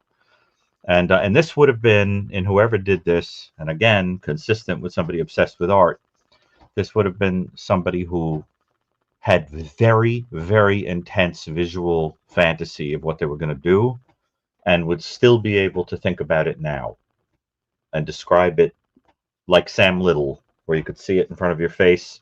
You could describe it in intricate detail, whatever. Incidentally, didn't know Oliva, also as an interesting point, have hundreds of photos of her? Hundreds. In addition to hundreds of photos of other children. And the first thing he did when he got out of jail, which he's out of jail now. And if you guys want to see Dr. Brucato, he and Vinny did a show the other day. There's 2 parts to it over on Court TV. You have to get over there and watch those pieces that they did. I love Vinny. I mean, that's one smart dude right there. And having you on made him smarter. You know, he specifically asked for me. He told the audience that. I'm always honored to be a pretzel boy on his show. But he's a smart guy, and even he's going, hey, wait a minute. There's a lot here that. What are we missing here? I mean, the artist aspect of this, and there's video of him talking about this particular case. So I know he's been eliminated as parts of the DNA that have been tested, but he would be one of these kind of guys. That guy, as well as I am still, if I was investigating this case, I would still go for the second case where the cigarette butts are found outside of the girl from the dance studio. Yes, from the dance studio. Mm-hmm. And Epiphany 62 says plan A was to abduct, but when it became clear that the plan was flawed because it was too difficult, the perpetrator reverted to opportunism. I agree. I think you are cooking here. And the child dies in the process. I do not think that was the intention. I do not. I think it went too far. And then he goes, whoever did it, and I think it is a he. Chris, I think you'd agree. This is a male. I agree. Right? He, and an adult male, who apparently didn't know his own strength and flees. I also wonder, Chris, if we agree about how the guy got in. What do you think was the vulnerability in the house that was taken advantage of to get in there? Well, it all depends when he got in. right? I mean, if he got in by checking, you know, those grates around the house and he sees the window, okay, that could be a point of entry. POI is what we call it. But he's got potentially, you know, the parents and the families away for a little bit. The logical place that Lou was leaning on was that window downstairs, you know, or down at the basement, and that the suitcase was utilized as a stool to get out, you know, a step stool, basically. The basement window seems to be the most logical, but, you know, again, you're going to have arguments that, well, there was snow at the time and there was no footprints, et cetera, et cetera. And, you know, all of that should be measured carefully, because you have to, if you look at the time when the photographs were taken, that's what Lou's argument was. You know, Lou's argument was, look, the photos were taken later as the sun came out, so we can't say for sure. That's all he was saying. He wasn't saying it wasn't a possibility. He was saying, you know, we can't say for sure if there were or were not photographs. We definitely know there's a dead girl in here.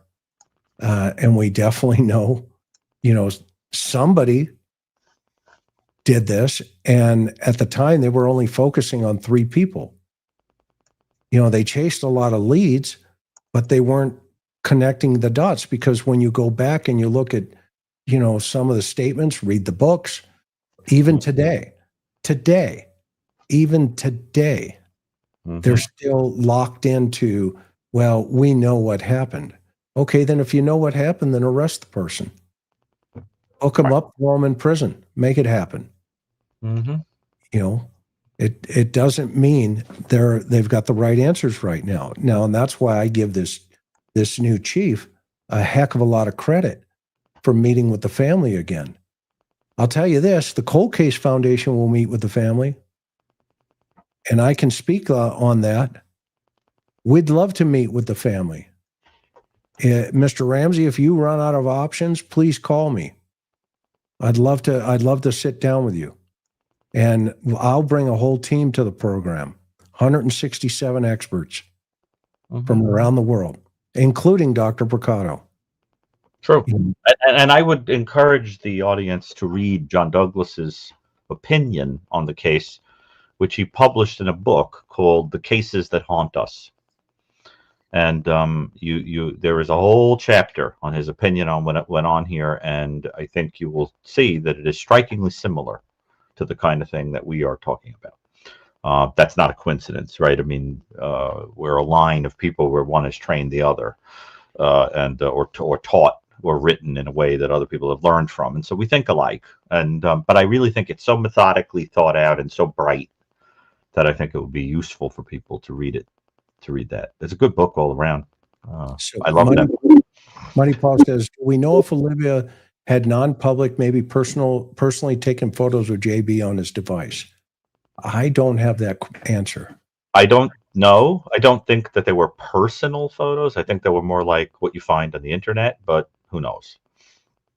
And let's see here. From Michelle Mont, please let us know if Ellie, hang on for a minute, let me pull this up. Michelle Morris, please tell us Ellie has looked at each of the men that spent the day in the house. Wouldn't it be typical for the perp to insert himself into the search? That is a possibility. And yes, you would hope, Michelle, that they would eliminate everybody in the circle who had access to that home. I.e., remember the low risk that we talked about a little bit ago? We want to make sure, i.e., from an investigative aspect, you do eliminate those people. Betty says, how in the world did this person who would do something like this know John's exact bonus that year? It wasn't exact. It was close, but it wasn't exact. The notion that that's the exact number is a myth. That's like, for some reason, that's been repeated. It's like a mandala effect where people just like heard it so many times that they think it's true. But if you look at it, it's close, but it's not exact. What about the pineapple in her stomach? That when we read the autopsy reports, it says is consistent with pineapple. Mm-hmm. And it also says is consistent with other food. So there were various, the pineapple in and of itself, maybe she had pineapple. I don't know. Maybe she ate it. But that's a great question. I know that everybody leans on that and says, well, it was Burke's pineapple. So therefore, he must be involved in the crime. That's logical. I don't know. We don't know what the sequence was in relationship to when she ate that pineapple. Okay. We don't know. It's a great question. But yeah, there's pineapple in her stomach. All right. But what about the garrote around her neck? You got to apply that to Burke too. So that's where it kind of gets a little fuzzy. That it's a much more sophisticated individual. So that's why I think the DNA is going to be really, really important as we continue on here. But so last couple of comments here, Gary.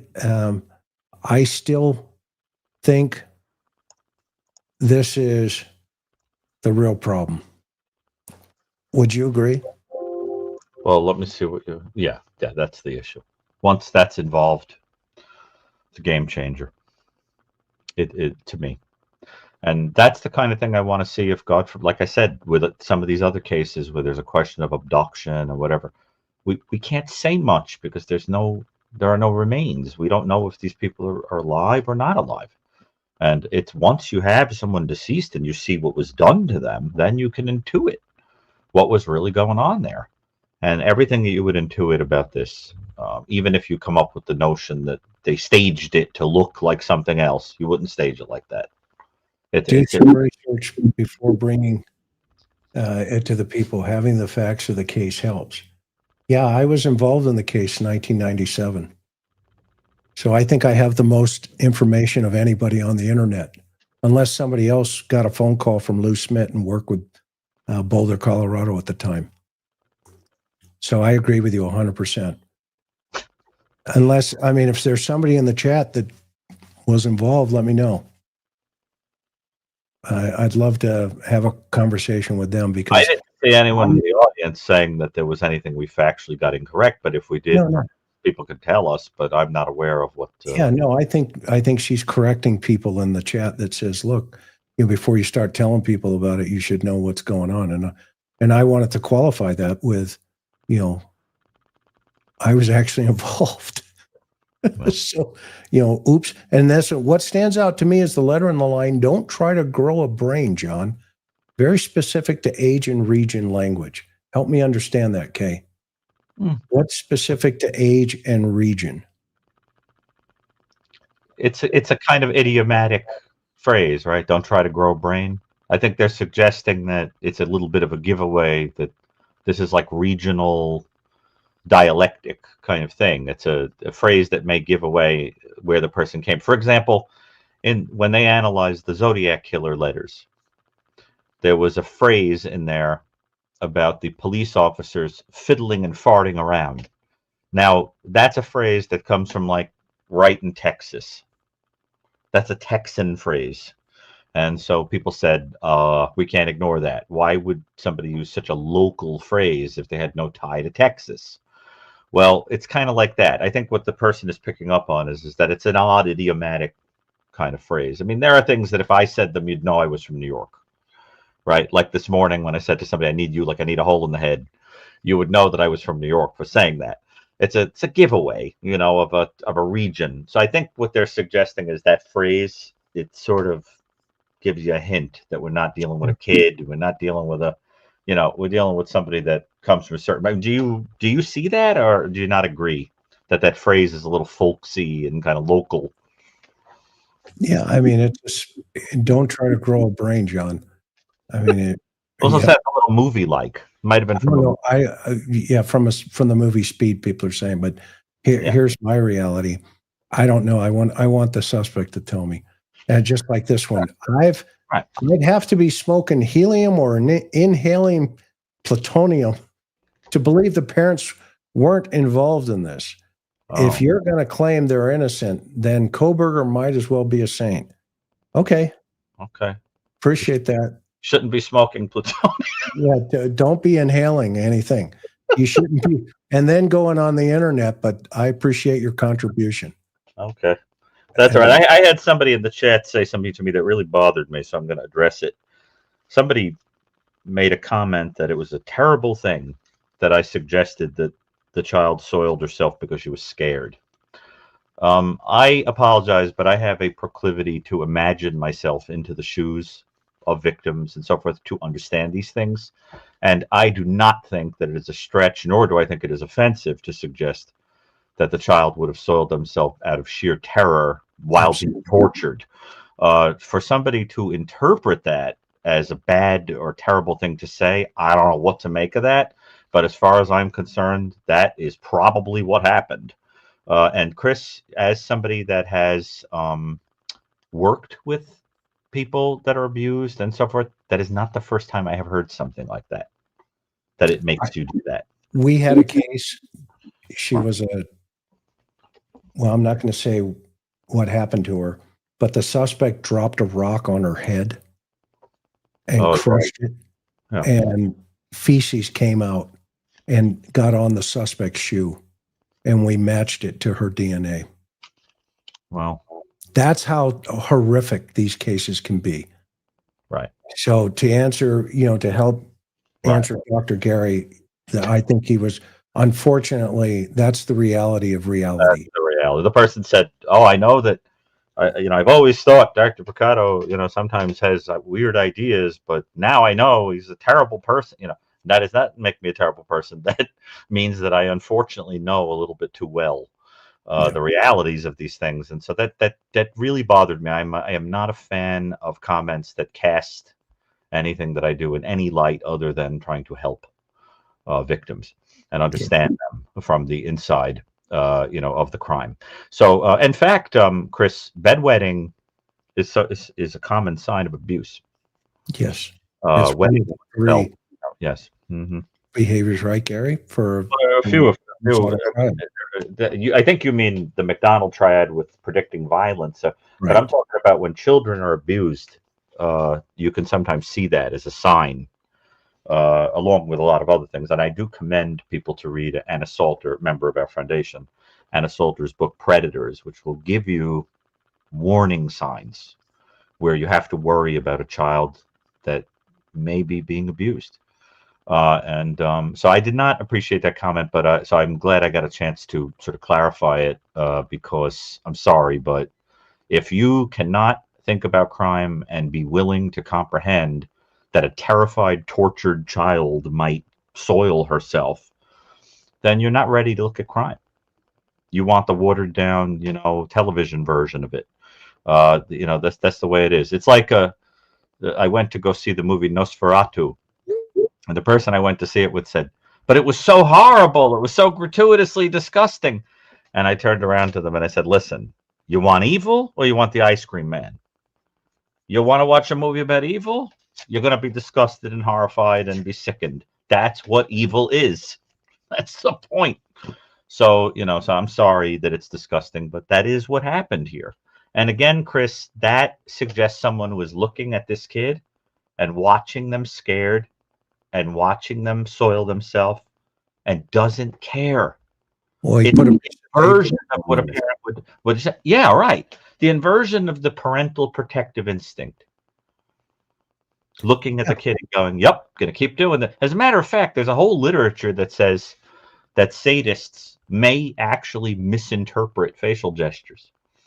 There is some literature that says that there are some sadists that may actually they may actually think the victim is enjoying it or likes it or whatever. It's like a distorted, weird way of looking at the world. And then there are other sadists that know that you're in pain and they don't care. But there's some of them that are just weird people that are misreading you, which is disgusting. But the reality is that, you've got to think about these things if you really want to understand these offenders. So anyway, that really bugged me. So I wanted to put it out there. I never, ever, ever mean anything other than I want these cases solved because I care about these kids and these people. The other thing, Chris, and I mentioned this before, but it just drives me crazy. If you put that drawing back on the screen of the recreation of JonBenet dead, you know that drawing you have? Mm-hmm. I just want to point this out. Whoever killed her was looking down at her wearing a cross. That really bothers me. It really bothers me. She has a little cross on, and let's remember that the crucifix was an asphyxiation torture device too. And there's just something about that is so sick to me. You know what I'm saying, Chris? Yeah. I mean, that's a torture device used to asphyxiate a person to death. And you're looking down at it while the chain was interwoven practically with that asphyxiation device. And I just think that is so disturbing. But it tells you something symbolic about, the death. That's why I want to answer Barb's question. How long in total would this crime have taken involving the written note? Thanks so much for your great work. You know, Barb, the estimates way back when were about 21 minutes for the note. Mm-hmm. Okay? It takes a long time to strangle someone to death. And it takes I don't know the exact number, but I will tell you it's going to be at least an hour into this situation. Disgusting. That would be my best guess, and that is a guess, because the fact that the suspect is taking their time to create this problem here, and I know I keep coming back to this, but we cannot ignore this. The public cannot ignore this because they have focused on the note for so long. This is the potato chip, or excuse me, is the pretzel in the living room. This is, in my analogy, the broken potato chip. We have not assembled this yet. And everything that's assembled with this, the behavior, the fact that the individual knew how to make it, the fact that the individual knew how to use it, the fact that the individual chose it, all of those behavioral aspects, you now have to weigh that against everybody in that house. And then you see, you focus on the information and it leads you towards the suspect. If you focus on the suspect and try to put the information into it, then what you're doing is you are prescribing medication without diagnosing the illness. You have to know what the illness is, and then you give the proper care, the medication. And when I saw Inspector Clouseau years ago on a show, 2020, go, with those crazy eyes, and this is my opinion only, not Gary's. When she was like, I know who killed, I know. And I thought, you know what? I'm going to read her reports. And I just put in the other day a report together of her report. And when I heard her in that report say, I told John Ramsey, go look for his daughter. Oh, yeah. There was a lot of I's in there. And then I thought to myself, dear Lord, I don't know what. Is that like Homicide 101? I mean, I'm not. I'll let Vern answer that one because he will have a conniption. I know he will. Oh, I cannot imagine that he would have anything or two to say about that crime. There were so many problems in that, so many problems. But this right here is the problem. And we can't, until we can resolve this, all the other stuff is noise. It's just noise. But I think, Chris, because you and I think one of the things that we do, whether people like it or not, and I hope they do like it, but I think one of the things that makes us a little different in terms of our approach to violent crime is that we have a tendency to look at the facts on the ground, but then to also take a 30,000-foot kind of philosophical look at what's going on to really understand human nature and why somebody would do that.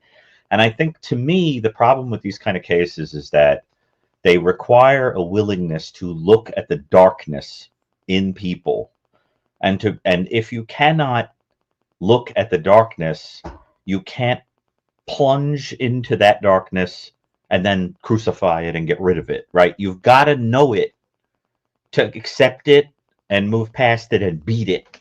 And I think what happens is, if you're a solutions and fact-oriented person, but you can't look at the darkness, you do all this detective work, but you're denying the reality at the center of the story, which is that not everyone is as decent as you are. There are people who would break into a house and take a stick and insert it into a child and torture the child and write this stupid note and enjoy it and then do it again and obsess over it and everything else and fantasize about it and even get aroused by it. And if you cannot accept that reality, then your head is in the sand. And unfortunately, I don't think it's a great thing that you and I, we don't get invited to too many parties, because as soon as we open our mouths, we're talking about horrendous things, or this is what fills our dreams, but somebody's got to do it.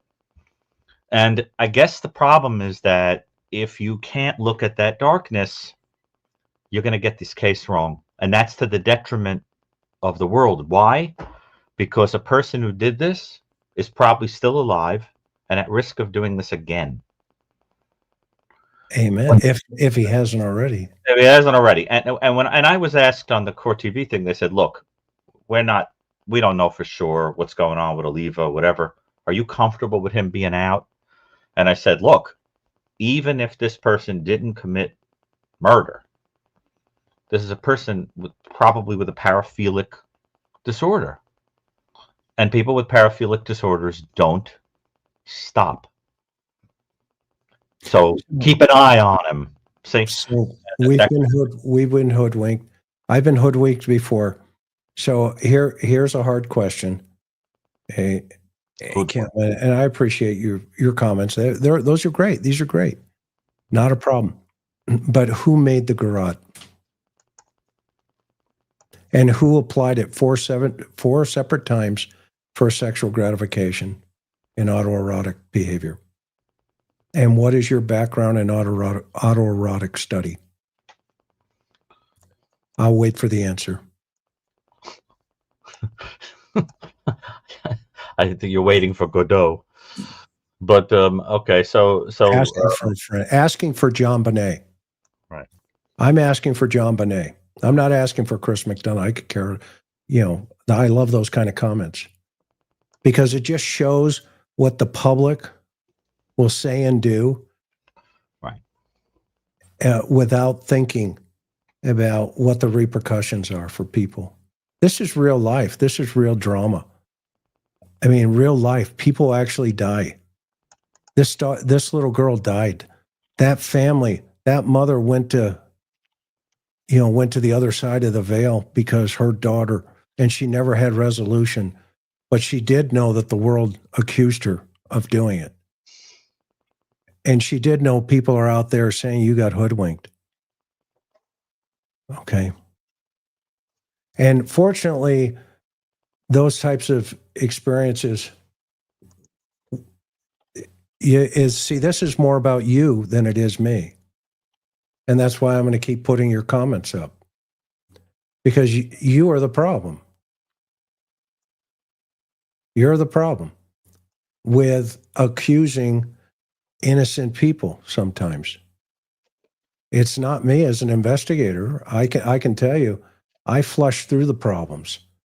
And but I appreciate your comment. Okay. And I don't have to have experience in knots. I have 300 experiences standing over dead bodies. How many do you have?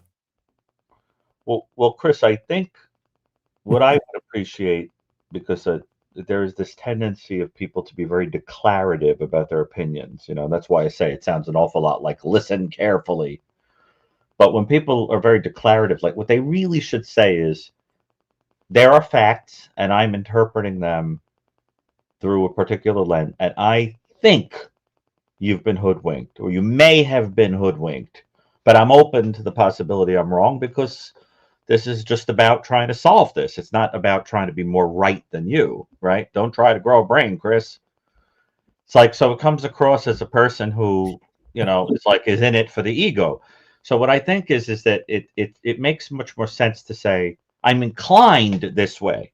And in some of these things, what people really mean to say is, the evidence is very much against what I'm saying, but I have a preformed opinion and I want to believe it on faith. Even though the facts are against it, this is what I believe. So and so is innocent.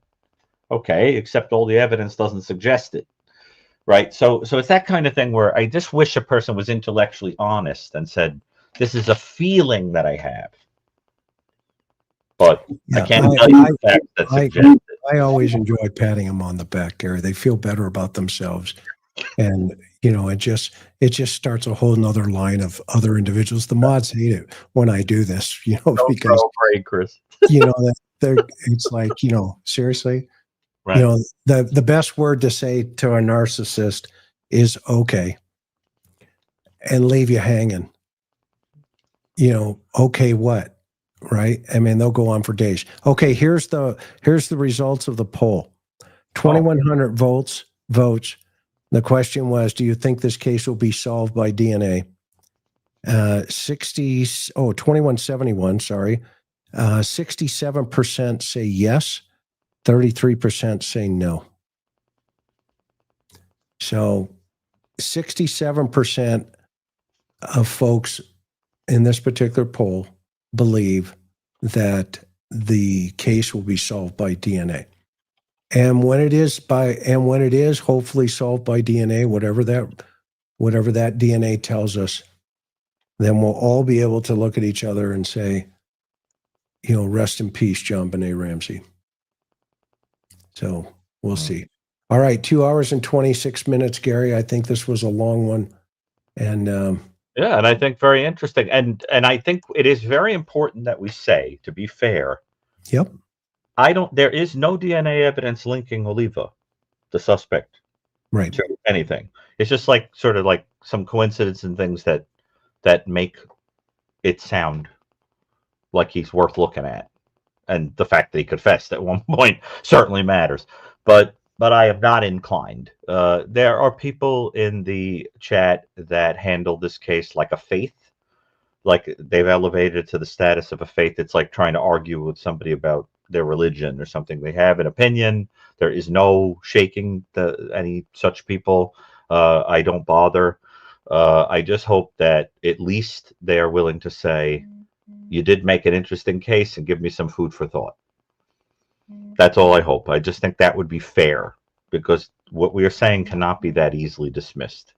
And so if people want to dismiss it, that's their business, but I'm sorry, but you got to at least take it seriously. I hope.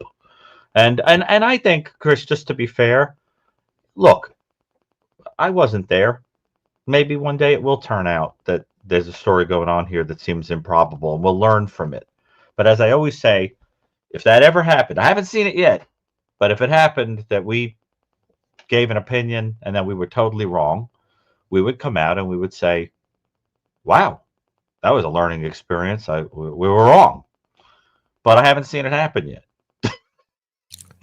What? If it happens, we'll apologize. I hope that when this chief has a meeting and they bring in the DNA experts today, in terms of those folks that know what time it is, Paramount Labs, a whole bunch of other labs, even the one that Francine works with. Oh, yeah. If they bring these people in and they can hit if it's IgG, if they do the sweater, if they do the tape, Francine Bardot has taken DNA off of rocks. Now, I want to say that again. She's taken DNA off of rocks. It's amazing. She's the best. She is the best. And there are a tremendous amount of labs now that are ahead of the game. Like Tiffany just said here, this is another one right there. Okay. Let's see here. I'm curious, Chris and Dr. B, has your opinion changed on who is responsible 28 years or stayed the same? Carrie, I've like I mentioned, and that is a great question. I have taught many homicide classes across this country. And one of the first questions I ask the class, and I start with this case, is who can tell me what a garrote is? Mm-hmm. You will be surprised, Carrie, how many investigators don't even know what a garrote is. And then I ask them the question, okay, if you don't know, why do you think the mother did? Why do you think the brother did? And then, of course, I always ask, why do you think the father did? And the opinions that get, put up are, this is not a garrote. Okay, it's a garrote type of weapon. Yes, it is. But thank you. What else would you call it? Yeah. What else? Tourniquet. They want to call it a noose. A tourniquet. Yeah, it's a noose. Okay, but it was utilized as a garrote because they tightened it. Yeah, the point of it was the gradual tightening. When Lawrence Bittaker and Roy Norris used a coat hanger around the neck of a victim to shrink the neck to the size of a silver dollar to kill the victim, that was called a garrote. It's called a garrote. So the point is, anything that is put around the neck with a mechanism that is turned. In fact, what people need to understand is the word garrote literally means the stick that is put into the rope or the coil or whatever to twist. So that anything where you have an elongated thing, a ligature that is tightened with a stick, is a garrote. Nancy's got it right. Right. It's not a military type of instrument like you're thinking potentially, right? That you wear on the wrist, you pull it out and you sneak up and you cut their throats off or even their head. But, yep. Okay, Gary, let's go to Hawaii. What do you think? I think so. I just think that we should end with another nod, our hearts going out to the first of all, to the victims of crime like this all over the world, to families that are suffering at this time of the year, especially, but also, I think we really want to think about the people in LA. I've never seen anything like that. It's absolutely unbelievable. And my heart goes out. I'm not even sure what to do, in terms of charitable things or anything like that. In fact, Chris, if you know of any place that people can donate or whatever, maybe tell the audience. Red Cross. Oh, at this point, that way, there's going to be so many different things happening, over the next couple of weeks. And don't forget the people in Hawaii as well. Keep them in your thoughts and prayers. And if you can help, I know there are causes over there. Maui's over in Maui. So Maui girl, if you have any causes you want to throw up into the chat, feel free to do that for people over there as well. I mean, this is horrible. I mean, doing my career in Southern California, I know what these firestorms are all about. We've seen them. I mean, I was there during the La Costa firestorm back in the day. It burnt over 450 houses. It started in Fallbrook, California, and went up in the mountains. But that there's a ton of stuff that should be done. Let the reports finalize themselves at the conclusion after action investigations, and then people just going to have to make a decision.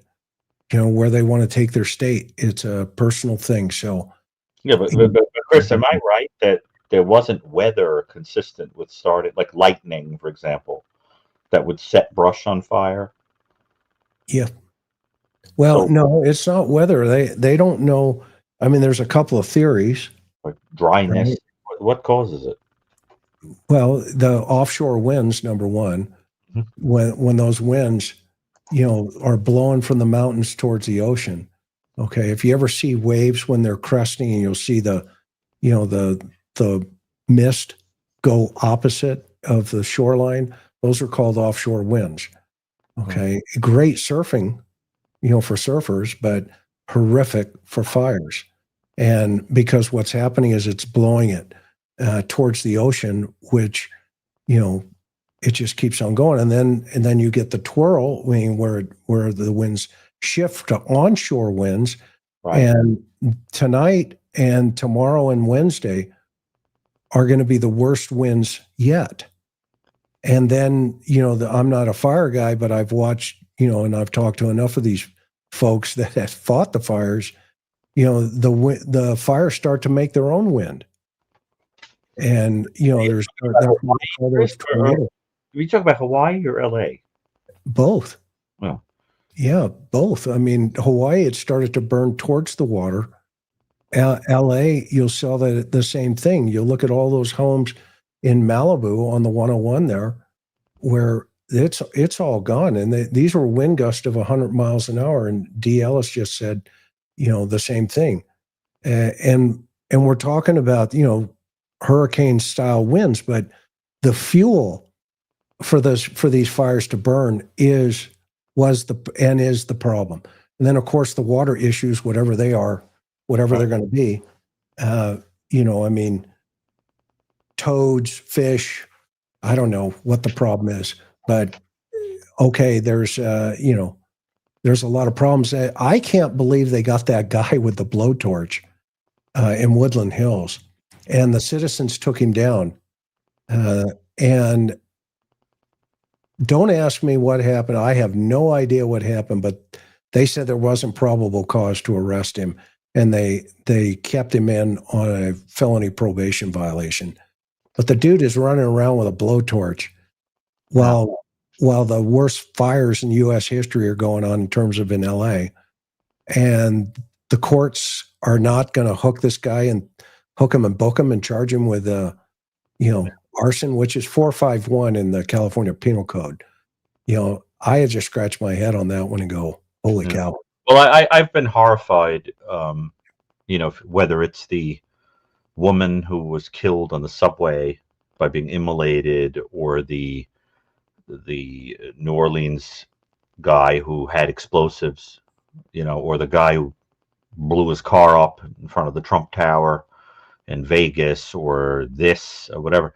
There's this terrible theme of fire, burning, explosions, whatever. And it has this terrible apocalyptic feel to it. And as people are worrying about that, I just would encourage people to, instead of getting caught up in the evil of that, and it is terrible and angry and destructive as all can be, to pay attention to things like the people that at risk of lifelong pulmonary problems are going into these fires to put them out. People that are flying planes low above the fire to drop stuff on them to put them out. I saw a video of a guy who ran into the fire to save a pet rabbit. People that are going in to try to save their loved ones, etc. And I think that's where God is, in those helper people. And I just think when you're feeling lost and you're thinking, where is God? Everything is in a kind of hellscape, and it sure looks like one. Just try to remember that in that conflagration, there are these people that are the Christ figures that go in and they help. And you have to remember that, or you're going to despair. Even just the first few weeks of January have been enough to make a person say, I'm done with this year already. And you know what I mean, Chris? I think it's important because there's a despair that people are starting to feel already. Okay, but just remember one thing. Yeah. You can't put limits on a limitless God. Right. Whatever that means to you as an individual, if you're listening to this, okay, if whoever you worship or however you worship in your own way, whatever that means, if you sit in the mountains, and meditate, if you go to church regularly, if you go to synagogue, it does not matter. But he hears all things. He hears all things. And at this point, when my son died, I thought that was the end of the world. Yeah. I lost grandchildren. I lost a future. Karen and I were just devastated. We didn't know what we were going to do. And later on, as part of my healing process, I grabbed that Airstream and I traveled the country with Karen and Dylan, who came, after the fact. Dylan has never met his older brother. He passed away before Dylan's birth. Right. And I just want to give some encouragement to all of you people out there. If you are suffering in any way, shape, or form, you can do it, and it will be okay. It's going to take time, and it will never be the same. It will never be the same. I promise you that piece of the puzzle. But you will be able to get through. And I think with our community around them, around you, with people, good people, and everybody kind of figure out, okay, there's going to be enough time to blame, later on down the road. That'll all come. But right now, take care of yourself, take care of your family. Just recognize the trinkets and all that stuff will be, they're in your heart now. They're in your heart now. I had somebody tell me one time, what do you see about Ryan? And I said, I can close my eyes and I can see him right now. It will work out for you. I promise you. Yeah. But it's a bad time for everybody.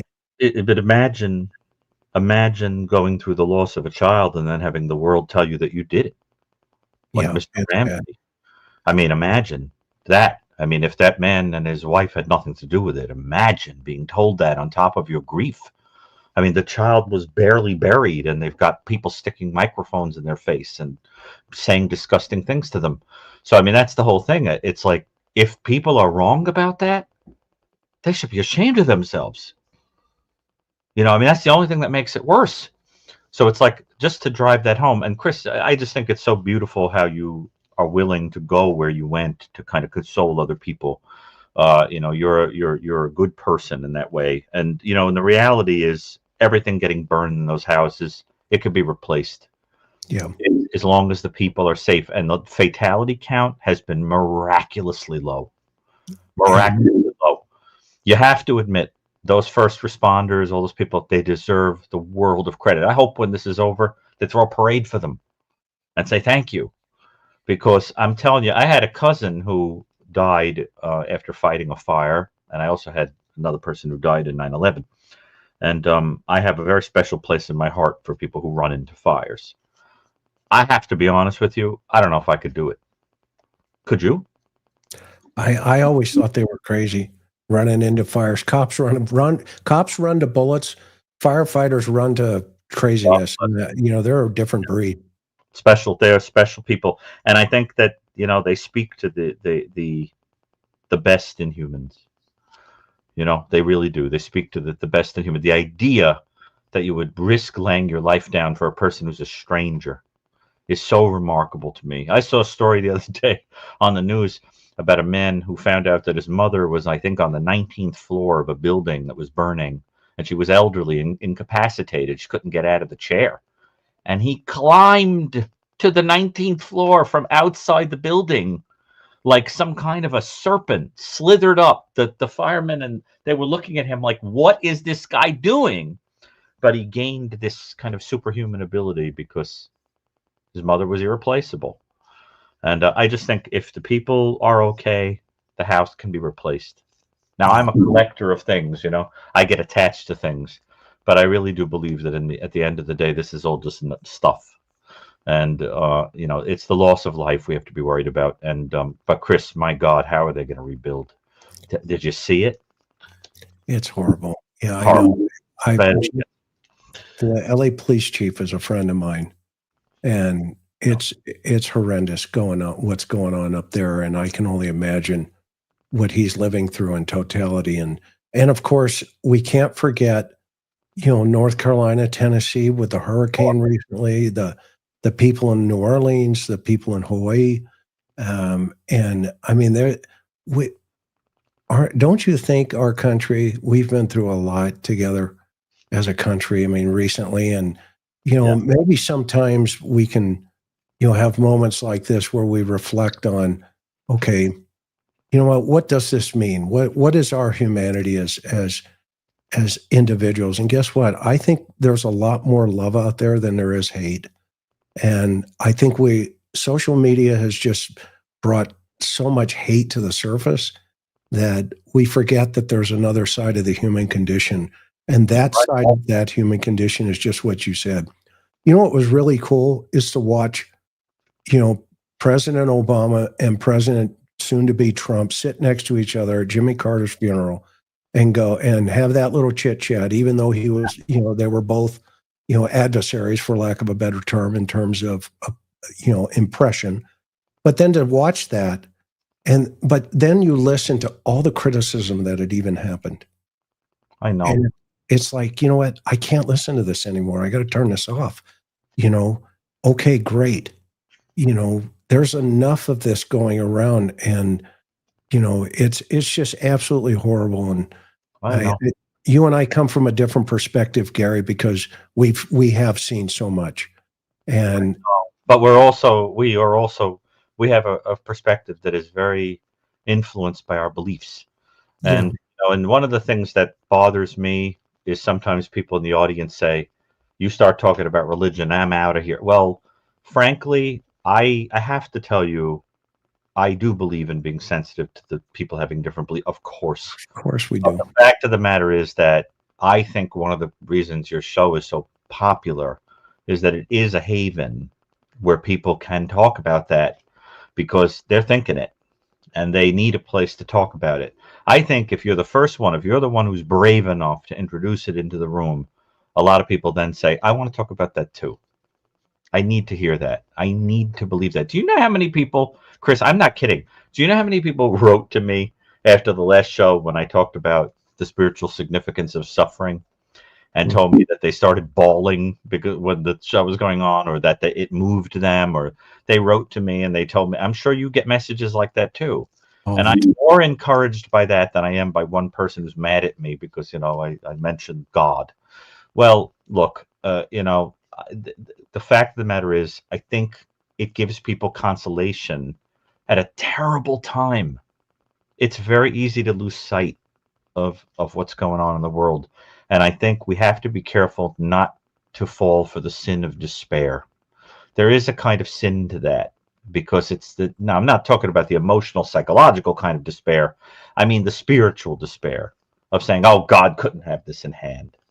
Of course he can have it in hand. There's everything in hand.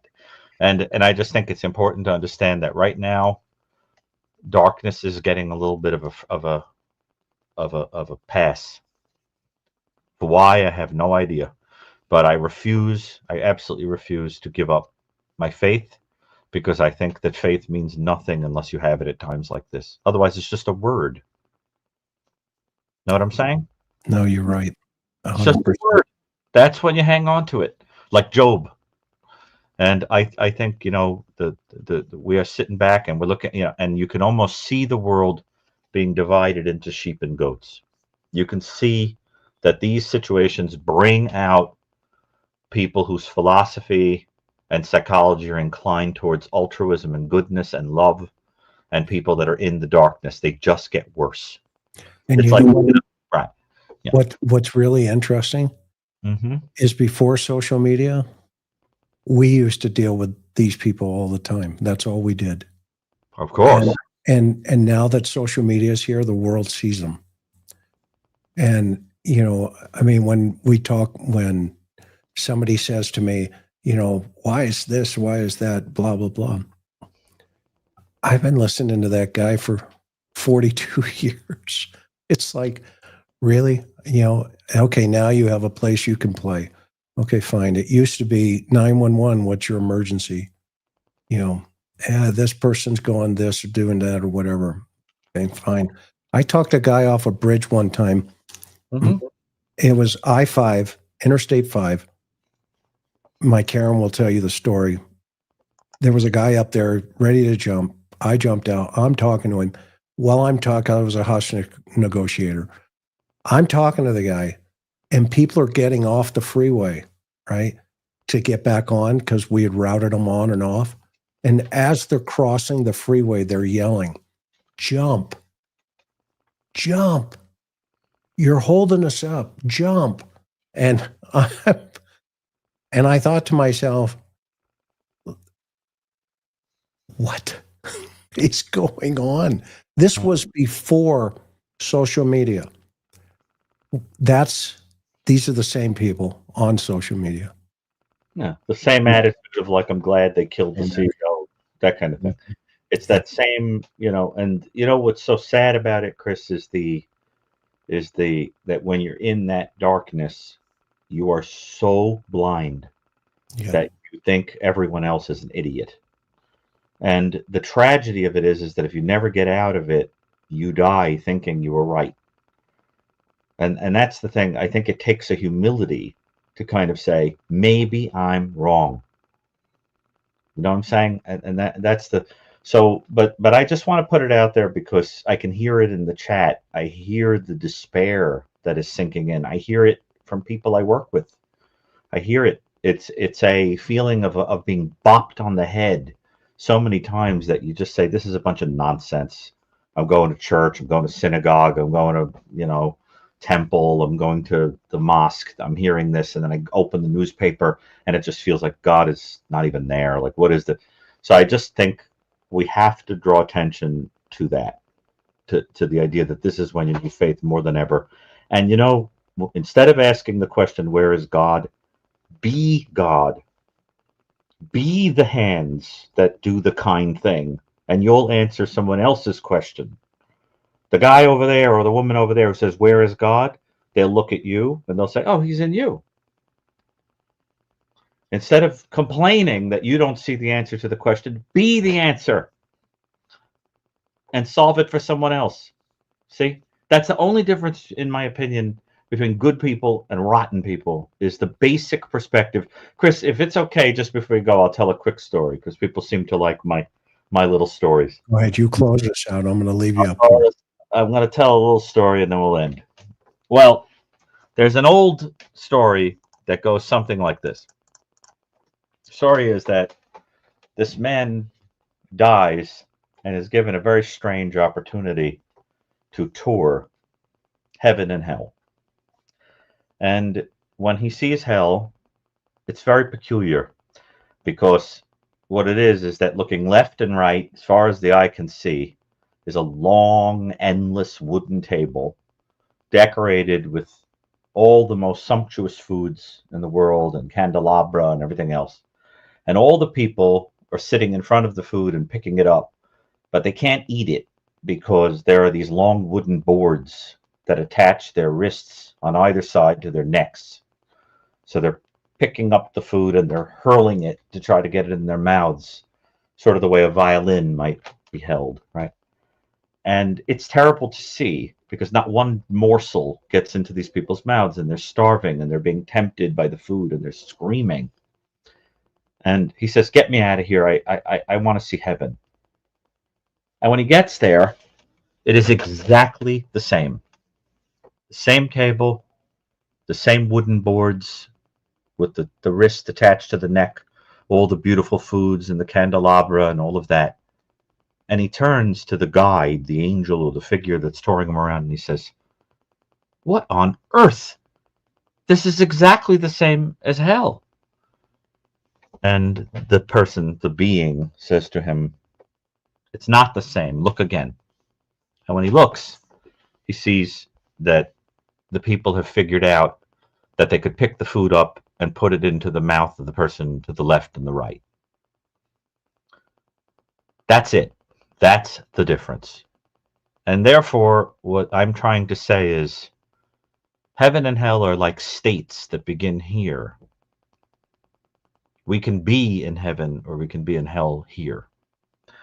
And I think what characterizes the inner state of a person that has begun heaven is the realization that the world itself is not going to change. What is going to change is the attitude that you defeat it by loving the people around you. That's the point. Otherwise, it's hell.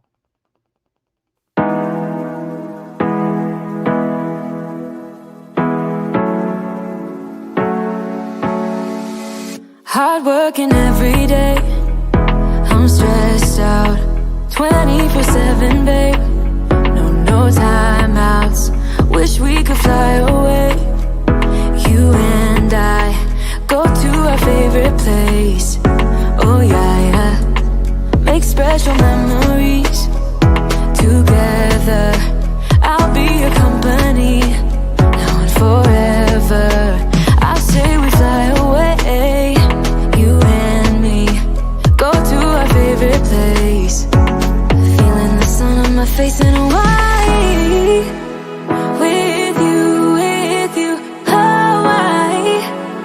With you, Hawaii. With you, Hawaii. I need a summer breeze, some fresh air to put my mind at ease. No cares. You wanna come with me? Me and you go to our favorite tree. Are you ready now? We jump on a plane now. We're taking away. Yeah, we're taking away. Don't hesitate now. We're taking away. Yeah, we're taking away. We'll